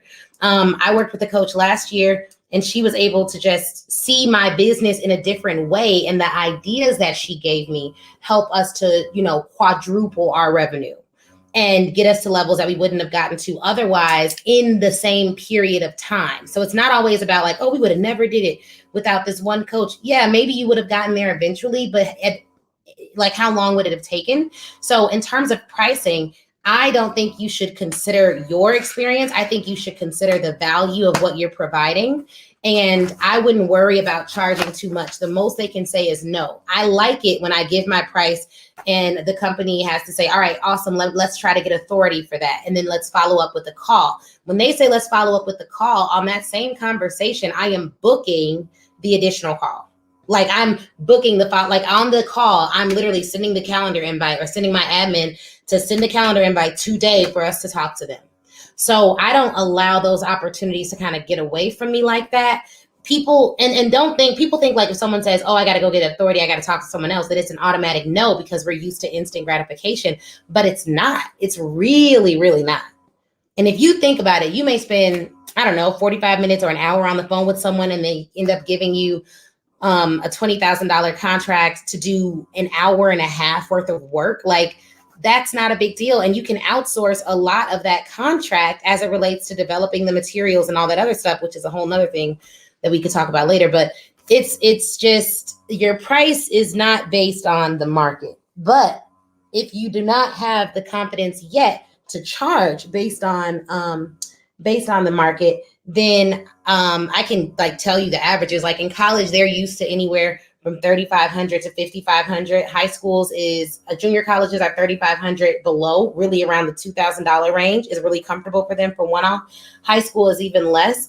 And then corporations, it runs the gamut. $3,500 to $7,500 is pretty average for like a one-off workshop. They also pay more for keynotes. But at the end of the day, those are all averages. But I'll tell you, we've had colleges pay us upwards of $13,000 to $14,000 for a 45-minute presentation. So those averages don't really matter. It's all about how you present the package to them and what you're going to give them and their confidence in your ability to transform their organization, which is why I don't recommend starting at the bottom of the market. Speaking, the way you spoke is not speaking for free. You were probably involved in some marketing. That's a little bit different, like showcasing opportunities, marketing to expand the brand. Those are different. That is strategic. That's a strategic way to use the art of speaking. So I'm not putting that in the same category as speaking for free. But the reason I don't recommend you price based on the market is because you will typically undervalue yourself and you'll group yourself with other speakers that have to do 50 engagements a year to make $100,000 $1,000. So they're getting paid $2,000 to $3,000 per engagement. That's not who you want to be grouped with. Like most of us on this call, like I've seen you all's bios. We have degrees, expertise, businesses, family. Some of y'all got kids. I got a kid. Like I can't be out here for $2,000 wasting. Like I'm not spending time with my daughter because I'm doing something for $2,000 for like it just doesn't make sense at some point. And so you want to build that speaking business by starting at the top. And that's why the Academy is the only program teaching people how to start at the top of the market with high level 5-6 figure corporate offers and pitching licensing agreements from the get-go versus starting at the bottom with those one-off engagements. Now, if you're at the one-off stage, we have a course for that. But if you want to go the different route, which I highly recommend, then I would recommend that you apply to the Academy. For those just joining, this is the Speaker Ready. I'm Ashley. We're in the Speaker Cash Lounge, and we're talking about speaking. If you came a little bit later, you want to learn more, you can just text speaking to 312-847-4590. If you want to learn more about the Academy, where we talk about those 5- and 6-figure offers, you can just text apply to 312-847-4590. But I have so many resources. You can text me, and we'll make sure that you get what you need, get where you need to go. I can't believe we've been in this room for almost 3 hours, y'all. This is it. We're not bringing no one else up to the stage. This is it. We're going to do these last 2, then I got to go. You drop one gem and you can be short about it, but one thing that I just wrote it down is you said that you can outsource the contract to other people. I'm one of those people who feels like if I have a quality pitch deck, I can sell absolutely anything. And so what is and we can maybe take this offline because I know you're trying to get out of here, but I just wanted you to speak to outsourcing the contract to develop the speech or whatever so that I could just be the delivery mechanism. Yeah, so this is one of the things that we talk about in the Academy. If you have a proprietary framework that you walk your clients through and you know it like the back of your hand, you can hire someone to actually bring that idea to life. Make the slide decks, make the extra stuff, whatever it is. So after you get that contract in hand, you know how much you're going to spend on the contract, the development, the graphics, the assets, all that other stuff can be outsourced, and you pay a fraction of the cost for that, but then you develop it, but you're going to have to guide them through the proprietary process. So we as speakers, we sell our intellectual property and our intellectual capital. So everyone who works with me, even if I'm interviewing you and talking about something secret, you sign an NDA. Also, I trademark my signature speeches, the Love Framework, trademark pending, the Currency of Confidence, trademark secured, Speaker Ready Cash, trademark secured. Our firm, Mobile General Counsel, does trademarking. We have copyrights on our stuff. So you want to make sure that you protect your intellectual capital before you start bringing other people in to outsource it and do all of that. You can also develop a whole speaking program and just license it out. Some speakers don't have a signature speech, so they can buy your signature speech and then you license it out to them for an annual or a monthly fee, however you want to set it up. So there's different ways to do it. And that's one of the things that I know it makes our program unique because I'm a lawyer and a speaker. So I understand intellectual property. My firm handles that, Mobile General Counsel. But on the speaking side, we're thinkers. You know what I mean? So as long as you can think it and you can come up with a framework for it, you can literally outsource other pieces of it. Thank you. Absolutely. All right. And is it Herdine? Good morning. It's Herdine. Herdine. Okay, awesome. No problem. Hello, everyone. Hello, Ashley. Thank you so much for really bringing this to the table because this year or next year, my goal is to really start getting paid for my speaking opportunities. I am Herdine Mercier. I'm a licensed clinical social worker, therapist, and certified grief advocator. I'm the host of Redefining Grief podcast. I create safe spaces so broken hearts can be healed and purposeful living can be restored through my 5 grief anchor steps. I'm thinking about all the many ways that I help individuals, whether it's career disappointment and grief, I got you. Whether it's sales and grief, I got you. Whether it's death and grief or divorce and grief, I got you. Because I totally understand that this life isn't perfect, but there is still a requirement of us living in it fully in our purpose. But oftentimes I find that people are stuck because they have not really grieved the heartaches that they experienced in life. So I'm hearing all the different ways that I'm able to just take my gift and present it into a signature speech for the audience who's requesting my services. But so many people are grieving right now. Where do you recommend I start as far as pitching? Yeah, so one, a lot of people are hiring for therapists right now, therapists that can talk about wellness holistically versus grief specifically. I think most companies, when they bring someone in, they want to make sure that that person can speak to a greater principle that everyone needs versus a specific principle that only some will identify to. And that even varies. That's like as a general rule, but that varies, right? Like, so I would recommend that you look at some of the other speakers who have similar credentials and see kind of how they set up their programs and get some ideas about that in the marketplace. But yeah, so developing out signature speeches and programs and all those ideas, like that's something that we can chat more about in the VIP day. Just shoot me a text message. But I do recommend, I think right now, corporate wellness is where a lot of the therapists that I work with are thriving. Not grief specifically, but wellness. However, there may be a way, because people are dealing with grief in the workplace. It's just a matter of, is that, like, if you look at employee assistance programs, is there a way that you can develop out an employee assistance program that may help people to get through that particular thing as well? Okay, this is really good because I think my niche is having people realize or prioritize their peace through the grief process. Yeah. Because they don't realize that they're actually grieving. Yep, definitely. I think there's a lot of areas that you can go with that. But if you want to learn more, just shoot me a text message and we will talk soon. All right, thank you. All right, thank you so much for joining. I appreciate it. All right, Anita, you're closing us out. Question or comment? Hi, good morning, Ashley. Hi, everyone. I hope that you guys can hear me okay. Yeah, I can hear you. Okay, good. I'm glad I made the cut, and I joined the room just haphazardly, and I'm glad I made the cut. So thank you for having me. So like yourself, I come from a world of a place from two merging worlds. I did competitive public speaking from middle school all the way into college, and then I became an engineer, and I work as an engineer in tech. But I still coached and judged on a competitive level in high school and in college. A lot of my colleagues at work didn't know that I did have this other world of public speaking. While I would get kudos after presentations and, speaking shortly at work, they were revealed to this, right? And I ended up giving a presentation. I titled it What Toastmasters Didn't Teach You. And humorously, of course. And then, of course, my colleagues became aware of this. And I realized that maybe there's an opportunity for me, especially to help my techie colleagues in this area when it comes to public speaking, because it's something that they struggle with, right? Communicating complex ideas to others and the art of storytelling. I guess one of the biggest challenges that I'm facing now is it's not the pandemic per se, but it's how do I pitch myself having not created this platform? All right, guys, I'm going to log off of here. We're going to edit this up and put it on the podcast.